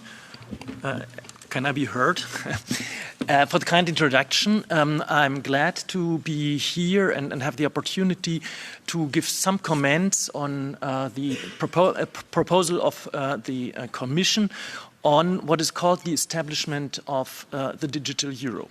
Now, the first point I would like to make is that this proposal is more than just the establishment of a new form of our currency. It is simultaneously the proposal to establish a new infrastructure for payments. And I think it is important to distinguish these two things. There is, with any kind of digital payment, always a payment object, which in this case would be the digital euro, and then there is a payment system, which is the settlement structure or the whole payments structure that is being used for the payment object. Much of the discussion that I've heard in the first panel actually did not, as I saw it, distinguish properly between the digital euro as a payment object and the payment system. And many things which are actually critical issues apply to either just the object or to the payment system, so to the infrastructure. So we need to be clear where exactly do we see a need to change ways of payment in our economy, and where does this not necessitate further changes, like, for instance, a new payment object.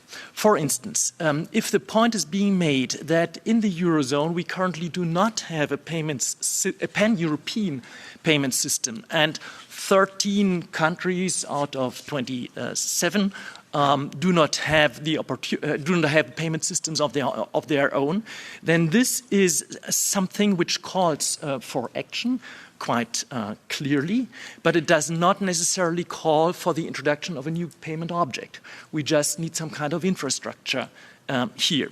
In this case, the ECB or the Commission proposed to create a new infrastructure which is partially under public control and partially under private control, where actually, in terms of the infrastructure, the creation is just the new thing under public control. For the private part of the infrastructure, the front end of the digital euro infrastructure, actually what the ECB will do is that it essentially just uses the digital payments technologies that commercial banks already have, or PSPs for this purpose.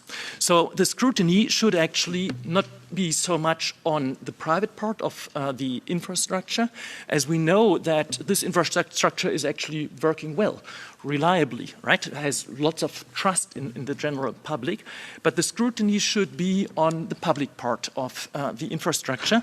And the question is, do we need a public infrastructure there, or would there also be private alternatives? The point has been made that there is no pan-European payment system for 25 years, but there are also other points of views which I actually share, that the lack of a pan-European payments infrastructure is deeply rooted in financial fragmentation inside the European Union, and in terms of regulation, there were impediments that made it difficult for private businesses to create this superseding payments infrastructure. Now, in recent years, actually, great progress has been made.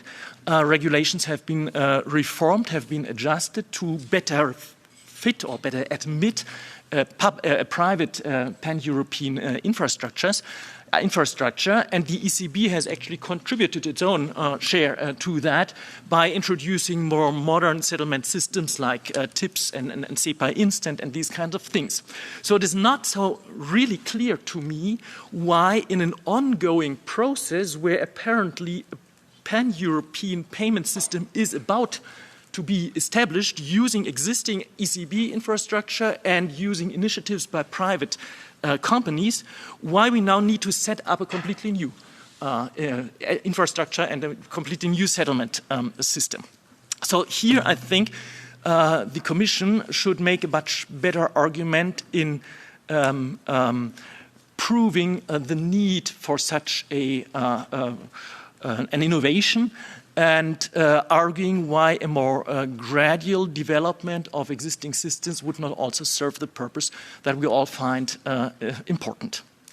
In terms of the proposal of the Commission as far as infrastructure is concerned, one of the big critiques is actually the privacy issue. Now, I must say I personally do not believe that there is any political will to abuse the information that the ECB gets when each individual transaction is being communicated to the ECB, to abuse this for any kind of mass surveillance. At least not as long as the fundamentals of our democratic societies do not change drastically. I do not have any concern there. Still, we know that there are people who are much more skeptical about this and who actually raise doubts about the necessity of the kind of settlement infrastructure, a centralized ledger that the ECB would like to create, and point to alternatives, let's say decentralized ledgers, or even centralized ledgers which work with less information than the information the ECB currently intends to get. Previous speakers have outlined that there is anonymization of the transactions, which is true. The ECB does not know who is the payer, and the ECB does not know who is the payee. But in the current proposal, the ECB does know the account number of the payer, and the ECB does know the account number of the payee. All of that anonymous, just the two numbers. Now we know that there are techniques for re-identification. With large data sets, the information on just account numbers and many, many payments going from one account to many, many different other accounts and back and so forth, can be used to successfully re-identify at least a subset of the agents which transacts through this system. Again, don't get me wrong, I do not believe that the ECB or any government intends to use these kinds of techniques.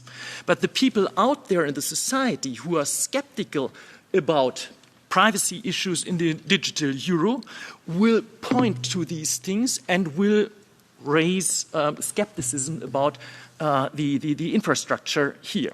So the question is actually, why does the ECB need to know the individual account numbers of payer and payee? Why can they not also be kept private knowledge of the private PSPs, of the sending bank and of the receiving bank, and the ECB just knows the account numbers of the two banks? Basically sending digital euros from one bank to the other bank, some kind of net amount perhaps, because transactions go both ways, just as currently the trade in reserves works with commercial bank money. So I think this is an open question to which I have not read any convincing answer in any of the papers the ECB has issued. And since the convincing answer is lacking, the people who criticize the privacy that goes along with the digital euro infrastructure have a point. Now, I would now like to go a little bit more to the issue of the digital euro as a payment object. and to its functionality and convenience, which are, of course, key to the desired goal of wide acceptance of the digital euro. Let us perhaps start with the online version of the digital euro. The online version of the digital euro basically functions just like commercial bank money.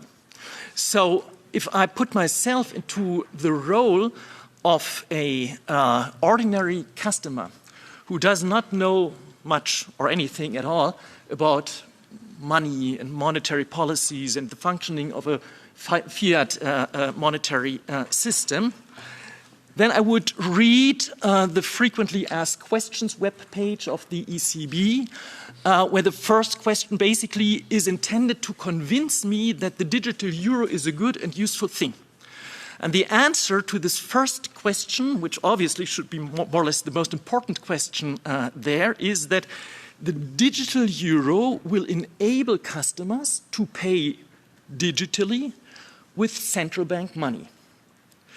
Now, perhaps the ECB expects that now all the customers shout, hooray, we can pay digitally with central bank money. But I personally doubt that many customers know what central bank money is at all. So they will basically read, we can pay digitally, and they will think, well, I can do that already for many, many years. And I do it many, many years, and I have no problems with these kind of payments at all. So why actually should I go into the trouble of opening a second account at my PSP to have a digital euro account? In particular, if it is told me that this digital euro account has a holding limit, so I cannot transfer as much money to it as I possibly want. In particular, since I'm told that the digital euro account will not bear any interest. And the natural response of the commercial banking system, actually, in order to prevent a drain of deposits to digital euro accounts, would be that they pay at least a tiny little bit of interest on the normal demand deposits they have, where currently consumers don't get anything, usually. But then probably they will pay a little bit to prevent consumers from using the digital euro. So the customer sees this is somehow a restricted account. I can use it for certain payments that I can do just as well in commercial bank money. I have to obey certain rules. I have to understand certain rules like waterfalls and reverse waterfalls, and I know I don't get any interest on that. So I think the ordinary customer will say, that's not really attractive. I mean, it doesn't enable me to do anything that I wasn't already able to do, and it brings with it lots of bureaucratic and complicated stuff which I don't really understand. Now, the point of the ECB in its answer to the first frequently asked question was, of course, customers are being able to pay with central bank money. And here is one benefit. I'm not really sure it is a great benefit, or many consumers will see it as a great benefit, but there is a benefit in the sense that one could argue, well, central bank money is safe, whereas commercial bank money is not completely safe. There is a risk of a bank run. There's the risk of losing deposits. That cannot happen with the digital euro. So, in fact, the ECB could make a point of saying, well, keep parts of your deposits in digital euros, because then you are, well, safe when a financial crisis occurs and a bank run occurs. At least safe for the tiny amount of money, less than 3,000 euros probably, which is below the holding limit and which is on your digital euro account. But the irony of the whole thing is that the ECB cannot make this point. The ECB cannot market the perhaps single most important benefit of the digital euro, because if the ECB did, then the ECB would first have to explain what is the difference between central bank money and commercial bank money. What are the risks of commercial bank money? It would have to underline that there is a risk of financial crises and bank runs and loss of deposit. It would also undermine the trust in deposit insurance systems. I mean, any customer always gets a letter each year where, each bank informs the customer that deposits are insured up to 100,000 euro. But, if the ECB wants to make the point that the digital euro is safe and commercial bank money is not safe, then the ECB would have to underline that even deposit insurance systems could break down if it is a great financial crisis. So, the ECB will never do that.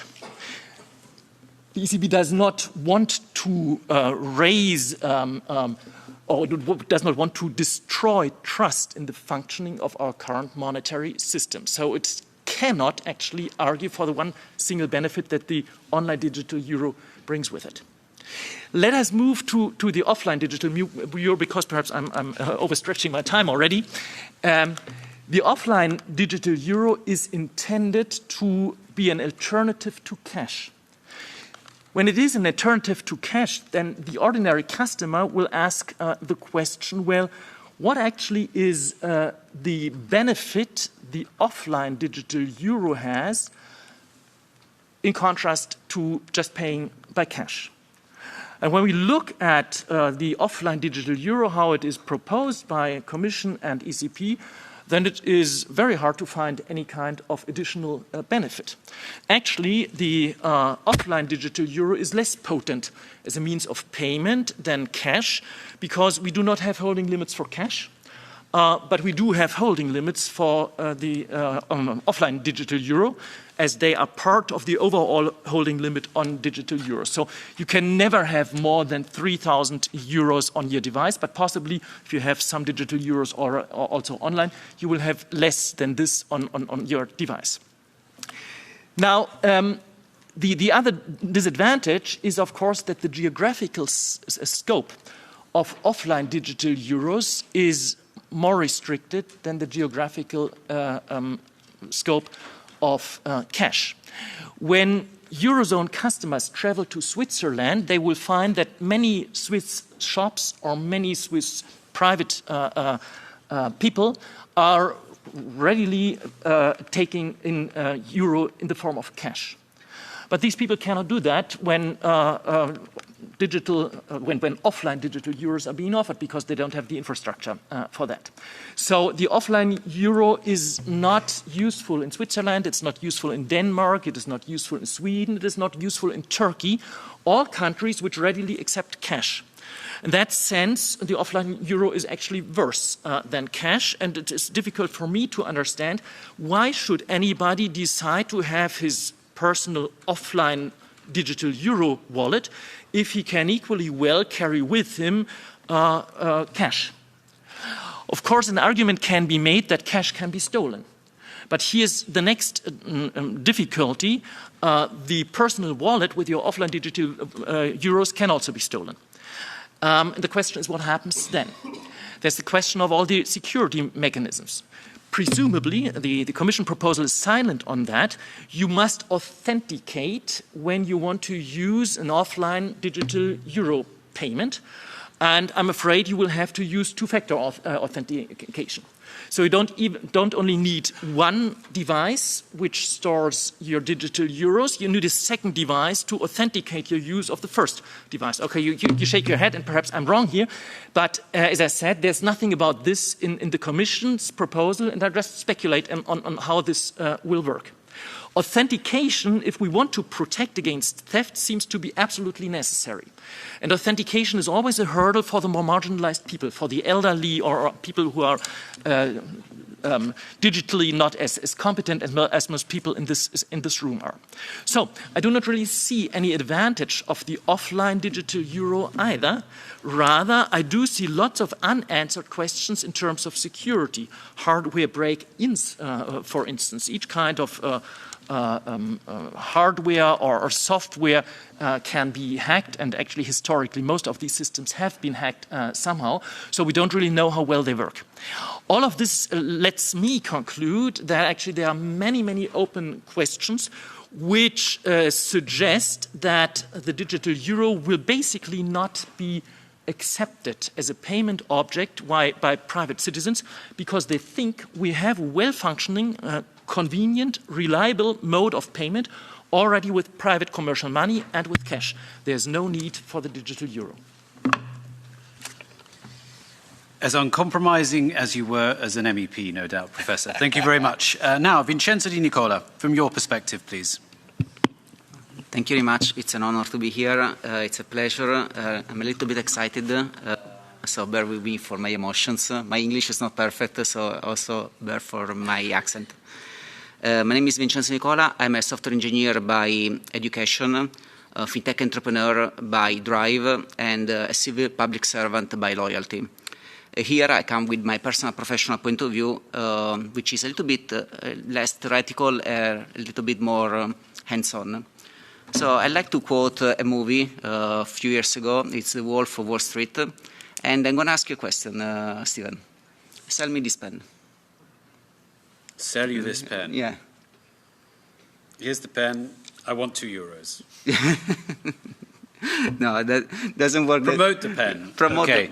Well, this pen works extremely well. It's very beautiful, and it writes wonderfully well on your piece of paper there. Wonderful, and it's also written ECR, which I like it. Great. That's a wonderful pitch, but not many people are going to buy it.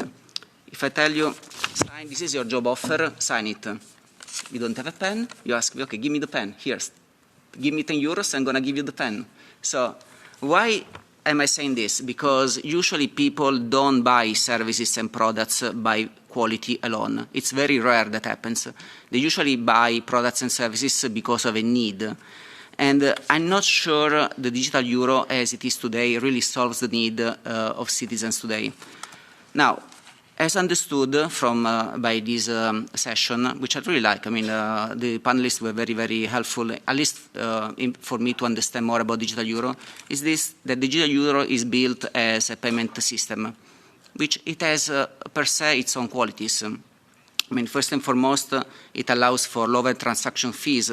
At least this is what Mr. Procaccini asked, and I hope it's going to happen. It has immediate settlement.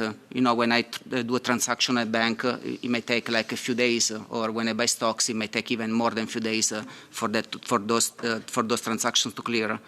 It allows for financial stimuli, helicopter money, but most and foremost, it does not depend on foreign players.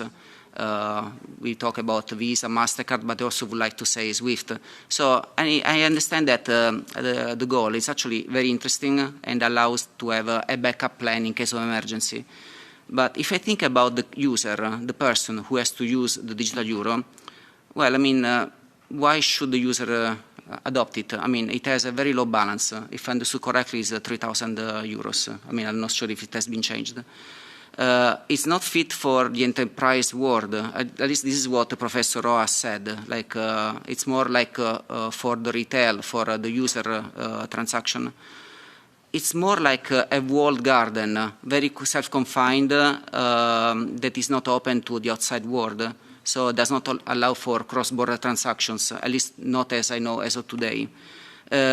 So all of this, I mean, like, it's good as a defensive play, and I actually commend the European Union, I mean, for building it, but it's not enough. I mean, as an Italian, I can tell you, I mean, in football, you don't win by defense only. You need to go in attack. And attack is what actually the United States is doing. Like, their play is much different than the European Union, and I believe they're winning as of today, dollarizing the world with their play on stable coins. So what I'd like to say is something like a few words about the stable coin, which is a different topic, it's a different object, but I feel it's something that has not been discussed properly here. Let me step back a second. Like, you know, this might sound like a coarse word, but you know what the most important discovery, the most important innovation that Bitcoin has introduced in the past 15 years has been? Not Bitcoin per se, but the technology behind it, which is the blockchain. The blockchain allows you to transfer the property of a digital asset. But think about this. I have I record a song, then I give it to you. What do I have? I have a copy. You have a copy. You can give it to Bernd. Everybody has a copy. How much is the copy worth? 0. Instead, the blockchain, in a world of copy and paste, a digital world of 0 and 1s, copy and paste, allowed for the first time the transfer of a digital property. Once I give the digital property to you, it's yours, Stephen. Once it's yours, you can give it to Bernd, but it's no longer mine, it's no longer yours. That's important. Now, let's say that this digital property, the ECB blesses it and says, oh, each digital property is worth €1. That's a stable coin. And that stable coin is actually programmable. It comes with additional benefits.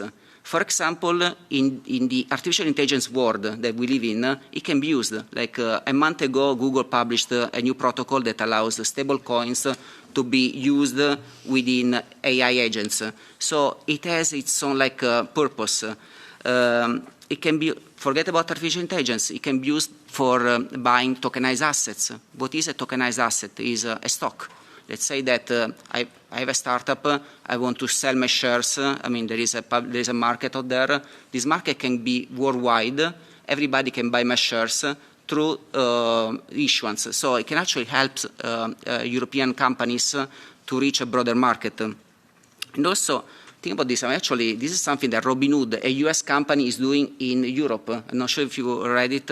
Robinhood is allowing European customers to buy tokenized shares of American companies like OpenAI and Tesla through blockchain. Or for young people, like if you think about the future of the European Union is our young generation, nobody buys bonds. They are not cool and they're not sexy. Instead, I mean, you can have them buy T-bills, treasury bills by European Union countries through these new stable coins. And you know what's actually interesting, because they would do it. Nowadays, if they want to buy treasury bonds, they don't know how to do it. Instead, this would be easy. And the debt of your countries would be owned by your own citizens, which is very different from the play that Trump, United States, is doing. Trump is using private companies like Circle and Tether to have them buy their treasury bill of treasury bond of the United States, and then dollarize the world through them. Instead, I mean, what the European Union could do is actually have your own citizen hold your debt instead of private companies, which I believe is actually a major issue moving forward. Because today maybe you might not perceive it, but moving forward, if these private companies hold more and more of your debt, they might end up controlling you. And also, if the European Central Bank doesn't move forward with stable coins, you know what's going to happen? Private companies, even in Europe, they're going to do it. I mean, recently a consortium of banks, I believe ING, Unicredit, Raiffeisen, has built this consortium to create a stable coin within European Union framework. It's going to be a first. But you know what is going to happen? Another consortium, there's going to be a second one and third one. The ecosystem is going to be very fragmented. And you know what? I mean, it could actually be good for promoting this concept. But the European Central Bank would actually be like how can I say, something that presides these all stable coins, European stable coins, make them look as one to the user, almost as fungible, and oversee if each consortium is misbehaving. So this actually could be an interesting, in my opinion, way of looking at these new digital currencies. I don't know, I mean, I don't think there's much more time, so Vincenzo, thank you very much. A very important private sector approach to innovation and development of this space. And I'd like to now see if Evelyn Whitlocks from the ECB, the director of the Digital Euro project, is online. I believe she is. So let's give the floor to Evelyn. Thank you for joining us. So the floor is yours. Well, thank you very much. It's really a pleasure to be here and to have this in-depth session on the digital euro. I think it's very timely and very good that we have the debate. It will also allow us maybe to take away also some misconceptions. So I might reiterate some points, but I will try to go through that very quickly on things that have been said either by Mr. Cipollone and by Tim Hermans just said. But since especially the first speaker had a rather comprehensive overview of the digital euro, I think it's also good to reiterate what the digital euro wants to be and what the digital euro not wants to be. So first of all, it will be a digital form of cash. And indeed, that is central bank money. If people now use cash, they don't constantly think, oh my God, this is central bank money. But though they value the usage of cash, and we want to make sure that this that they can use that also in a digital age. Therefore, it is, as was said, it's a payment object. I mean, it's a central bank money, which is differently than commercial bank money. And we also need to make sure that we set certain standards so that we can ensure that it's like cash, that it's universally accepted everywhere, which is one of the big benefits of cash, which was also pointed out. And that is one of the, because it was said that the digital euro would be a walled solution.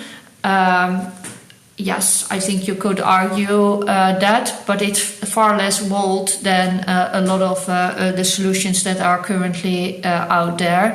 It would really have a universal acceptance across the whole Europe in all use cases. So if we currently look to digital means of payments, we have gotten used to the fact that there's not one way to pay. I'm from the Netherlands originally. We have a great originally Dutch system to pay online, but I live in Frankfurt now. I cannot use it there. I can only use actually a big American brand in order to pay digitally. And we have come used to that. And the ones that come very close to having coverage all over Europe are those that are not in European hands. And of course, people don't think about this on a day-to-day basis. You also don't think about where your energy is coming from. You're not thinking about where your water is coming from, because you just trust that it works, that it's there in the future, that it's safe, that you can rely on this, that it's private, that it's cost efficient. You don't think about this a lot. So I do think that it's a big responsibility for both the ECB, but also for the legislators to make sure that people actually don't have to think a lot about this, but can be rest assured that there is always a choice to pay.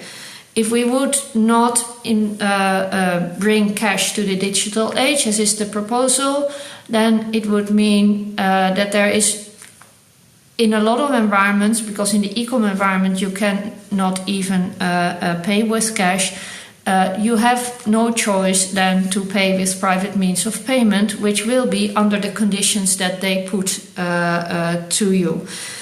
So the digital euro is there for the end users. And we talked a lot about consumers, whether they would find it interested, or merchants, whether or not they would be interested.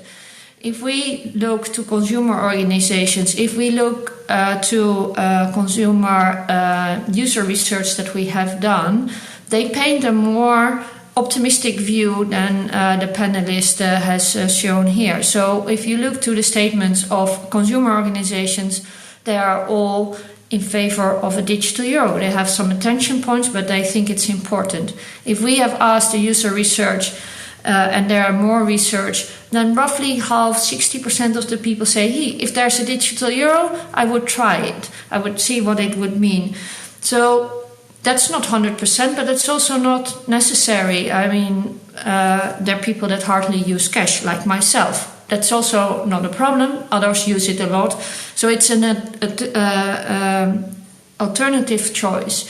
And to the point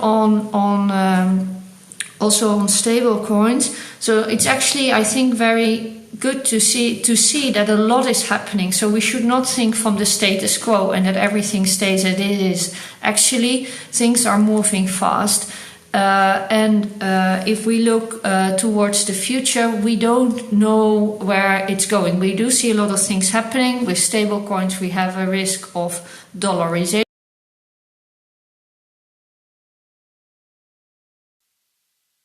coin which is US denominated. So then we, in a retail environment, would no longer pay with euros, with dollars. And we talked about big companies that might be then issuing money, which might be great, but it would be good that there is also a private solution to really make sure. We look to the merchants.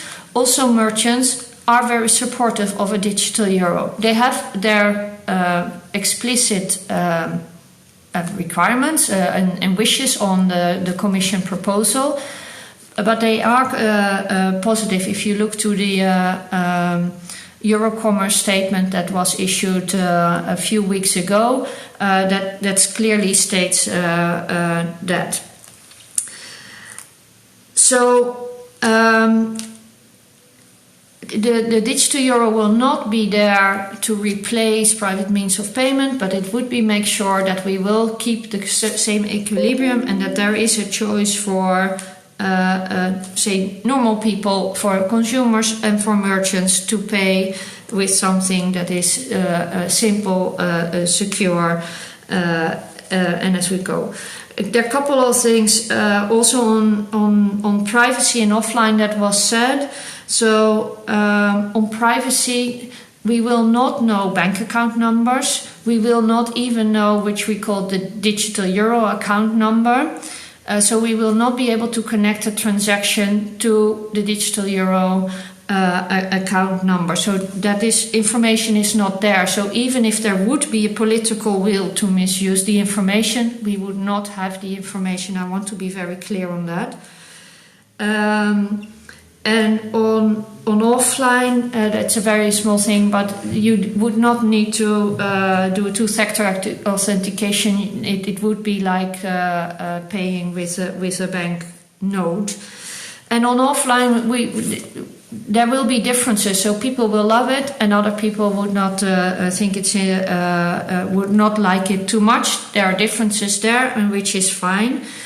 We do believe, and that was not mentioned too much, is that the offline one will also help to strengthen resilience. It's also there if there's no internet connection. It's also there if there is no electricity.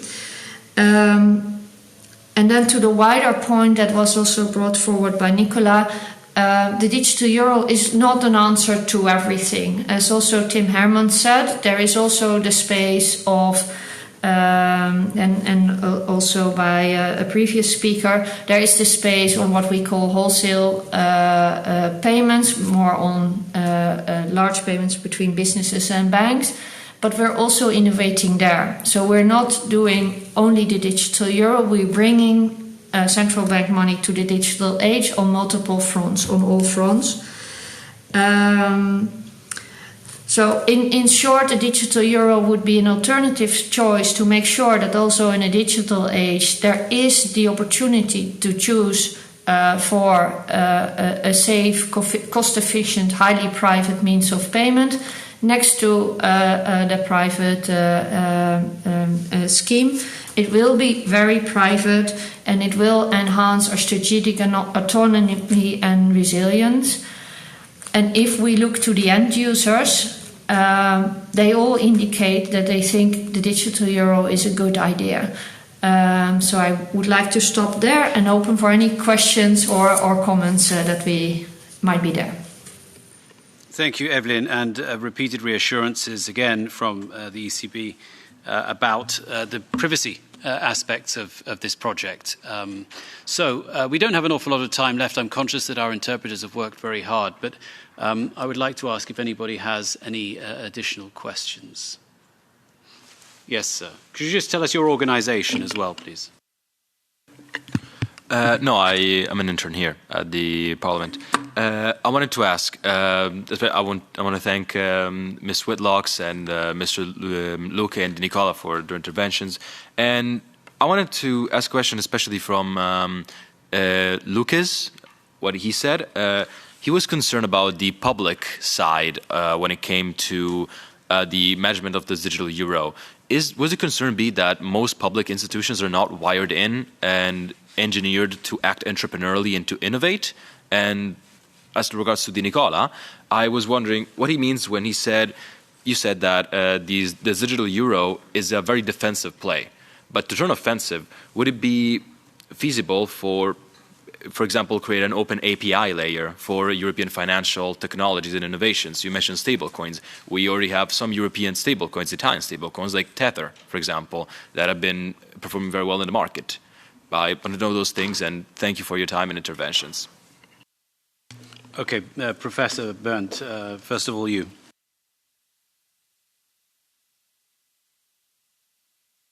Oh, sorry. Thank you very much for the question. If I understand it correctly, your question is whether I'm concerned about the public part due to the fact that it is being public. And the answer to that is no. I mean, it's perfectly fine from my point of view that public entities offer infrastructure. The point I have raised, I hope I have raised awareness to is the fact that this public infrastructure needs certain information that I think is not absolutely necessary to have for the public part, and that some people in the society will be suspicious about that, which raises unnecessary skepticism about this kind of infrastructure and hopefully unnecessary skepticism, and discourages these people and possibly others from making use of it. Now, Mrs.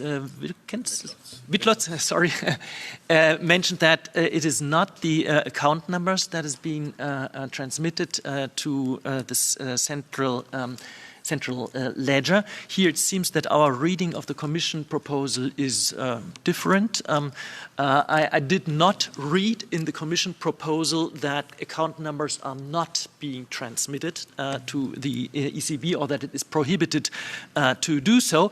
But even if it were intended that the account numbers themselves are again coded by some other numbers, it would still be the case that each single transaction is recorded in the settlement infrastructure of the European Central Bank. And the question is, why is this necessary? Why do we need this kind of detailed information there? Is it for the instancy of the payments, and is it not possible to reduce the amount of information that the settlement infrastructure receives? So this is where my skepticism comes from. Thank you, Professor Vincenzo. Yeah, I mentioned from what I understood, digital euro as of today is a defensive play because it's a payment gateway that is closed. It's only for European citizens. It does not allow for cross-border transaction. It's only within the European Union. Which is commendable in case of emergency, like let's say, I don't remember, maybe it was you, Stephen, you mentioned the case where Visa or MasterCard or SWIFT would withdraw from the EU. It's a disaster scenario. To be honest, I think it's quite unlikely, but of course, it's also always good to have a backup plan. But again, it's only within the European Union, while as of today, European Union citizens are exposed to foreign means of payments or foreign stable coins. You mentioned Tether. Tether is not Italian. Tether is a Swiss company founded by Italians, but it does not operate in European Union, which is, I don't believe it's MiCAR compliant. And it's funding the US debt and is used by many, many European citizens. So right now we have a stable coin that is used in the EU. People may like it or not. And with the European Union money is funding the US debt. So it's not very cool as a scenario as of today. Thank you, Vincenzo. Evelyn, is there anything you want to come back on what our two panelists have just said in response to that question? Yes, thank you very much. So on the privacy, we would be open to share even more information that is there just to take away any concern that would be there. But what we will record are the holdings, and we need because we need to be able to move money from one person to the other. That's the only thing that we hold, but we would not know which person it is. So we would know very little. Really, we have stripped this to the bone on what we would need to know. And the translation will be done by the banks, as was also rightfully explained. We stand ready to further discuss this and to take away any detailed concerns there. We have been working also for the offline provider with our providers and really to make sure that we would not need to know any of these private informations, because indeed, as was said, that is not necessary. That's also not the reason why we would do it. So we stand open to further clarify separately. And then on the stable coins, of course, stable coins is a wider topic. It's used in multiple use cases, but exactly, I think the point that was raised is that if it's going to be used in a retail environment as a means of payment, we would actually, in practice, indeed start paying if we don't do anything with dollars instead of euros. And I think that is a scenario that none of us thinks is a good way forward. So one thing actually, if I still have the floor, I would like to stress, and which I have not said, is that it's already, digital euro is an alternative choice for the consumers, but also for the merchants.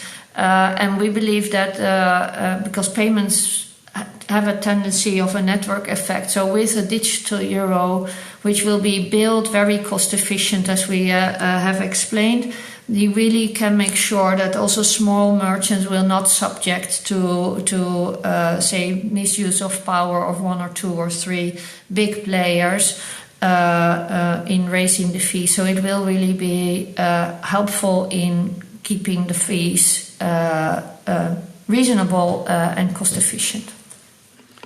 Thank you, Evelyn. Panelist privilege, Bernd. You said you wanted to ask a question to Evelyn, so I'll let you do that.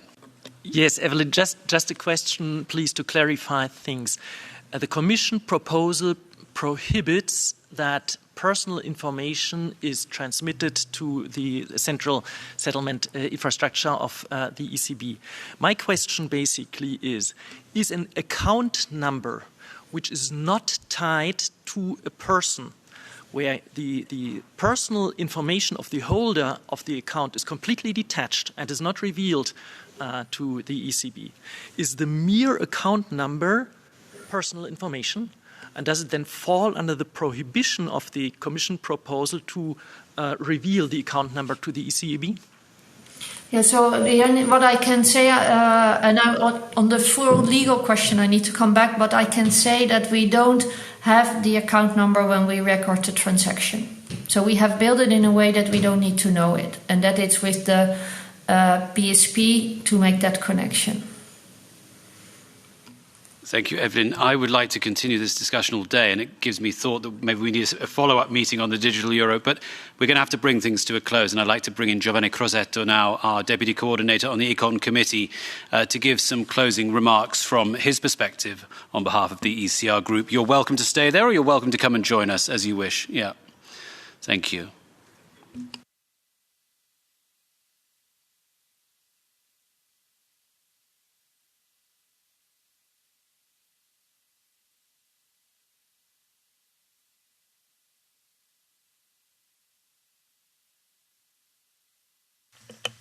Thank you, Stephen, and good morning to everyone. I would like, first of all, thanks the speaker for their valuable contribution. In particular, my colleague, Mr. Bartulica, for organizing with our ECR Secretariat this important opportunity for exchange. In the Econ Committee, we have explored this topic several times, and on this note, I would like to thank Mr. Cipollone for the great work he is doing. And so it is for me a real pleasure to conclude this important conference. I believe it is crucial to recognize the risk that exists in the current digital payment market. One example is the privatization, as already said, of payment through credit cards. For many types of transaction, there isn't even the option to choose an alternative method. Just think about the plane tickets we all purchased to be here today, for instance. Online payments have become an integral part of our lives. And what we need to ask ourselves is whether we want to depend on non-European solution as today. This raises a question of monetary sovereignty, as a non-European solution currently accounting for 2/3 of our payments are effectively weakening our strategic autonomy. There is also the issue of costs, as already said. This our actual payment model entails fees, which small businesses in particular are often forced to bear with difficulty for this. For these businesses, the current private electronic payment system does not represent a sustainable solution, and we have to say it clear. Another risk I would like to draw attention to is the growing spread of dollar-backed stablecoins. The US administration, as you well know, has strongly supported this market to the approval of the anti-CBDC, the Anti-Central Bank Digital Currency Act, and the Genius Act, which essentially prevent the Fed from issuing a digital dollar, the Anti-CBDC Act, while regulating the issuance of stablecoin by requiring reserve in US dollar or US Treasury, the Genius Act. All of this has created extremely favorable conditions for the expansion of stablecoins, exposing us to a concrete risk of dollarization. We are once again facing a payment method trying to enter our lives, maybe in Europe, not today, but of course in perspective. And our job is to understand whether it serves our interest and, more importantly, whether there are better and more preferable alternatives. We must also be careful not to put our banking system under pressure. And we could achieve this goal by setting a cap on holdings within the digital wallet, since the objective of the digital euro, as is currently designed by the ECB, should be to become part of citizen daily lives only as a means of payment without turning into a store of value. Moreover, digital euro is designed to be used for retail payments only, while for larger amounts it is not meant to replace bank transfers. A final point worth mentioning is the use of cash. It must be clearly stated that the digital euro is not intended to replace cash. Instead, it aims to replace digital payments, more precisely to provide an alternative, currently made through credit cards, by offering a more cost-effective alternative. Let me share with you the words of our Italian Prime Minister Giorgia Meloni. In this regard, she stated in our national parliament in March this year that our position as Italian government on digital euro is not against as long as cash is preserved. And by the way, let me take this opportunity to thank our Romanian colleagues, Mr. Tarziu, Mr. Sturza, and the entire Romanian delegation for their work on this important topic, on an important resolution, one that our citizens are very attentive to. And I go to the end. Regarding privacy, the digital euro has been designed to offer a higher level of privacy than the current private digital payment system, as it will be based on public blockchain technology. Moreover, digital euro is also designed to offer an offline paying system, which will guarantee the total privacy. I believe it is important to communicate clearly and objectively what the digital euro is designed to offer, because if it will be well designed, and I mean also with the contribution that the Parliament has to give in this work, it could be a tool that takes nothing away from anyone, but would allow us to make digital payment at a lower cost without relying on foreign providers. For this reason, I believe we must approach this discussion with the right level of openness and try to understand whether the introduction of this tool will be in our interest. And again, thank you very much for all of your contribution. Thank you. Thank you, Giovanni. We come back to this point of open and frank dialogue, and indeed, I think this has been the hallmark of this discussion today. I want to thank you all for being here, to our MEPs who've joined the discussion throughout, to our panelists who've been so generous with their thoughts and their intellectual input to this discussion, and also to my ECR Secretariat colleagues, and I'll just go through them for the, apologies if I've left anyone out, and the interpreters don't need to go through this list, but Andrea Cepova, our Deputy Secretary General, Francesco Berti, Cristina Bantelli, Ivan Perkovic, Giovanna Musumeci, Ivana Jukic, Francesco Marsicola, Vicente Domecq, Massimo Tamble, and my colleagues in the press and media team as well. Thank you more than anything to our interpreters, because they haven't been on strike today, and for that we are extremely grateful. Our technical team, we're also very grateful to you for all your help in making sure that the online and on-site work has gone well. And just a thought about, you mentioned Giorgia Meloni, and what she might say. If she were here, well, I think she'd say it's time for lunch. È l'ora per mangiare. And with that, thank you all very much. Please come to the next ECR Expert Policy Series meeting, because if they're on the high level of this quality, I think we're in for a treat on the next one too. Have a good day. Thank you very much.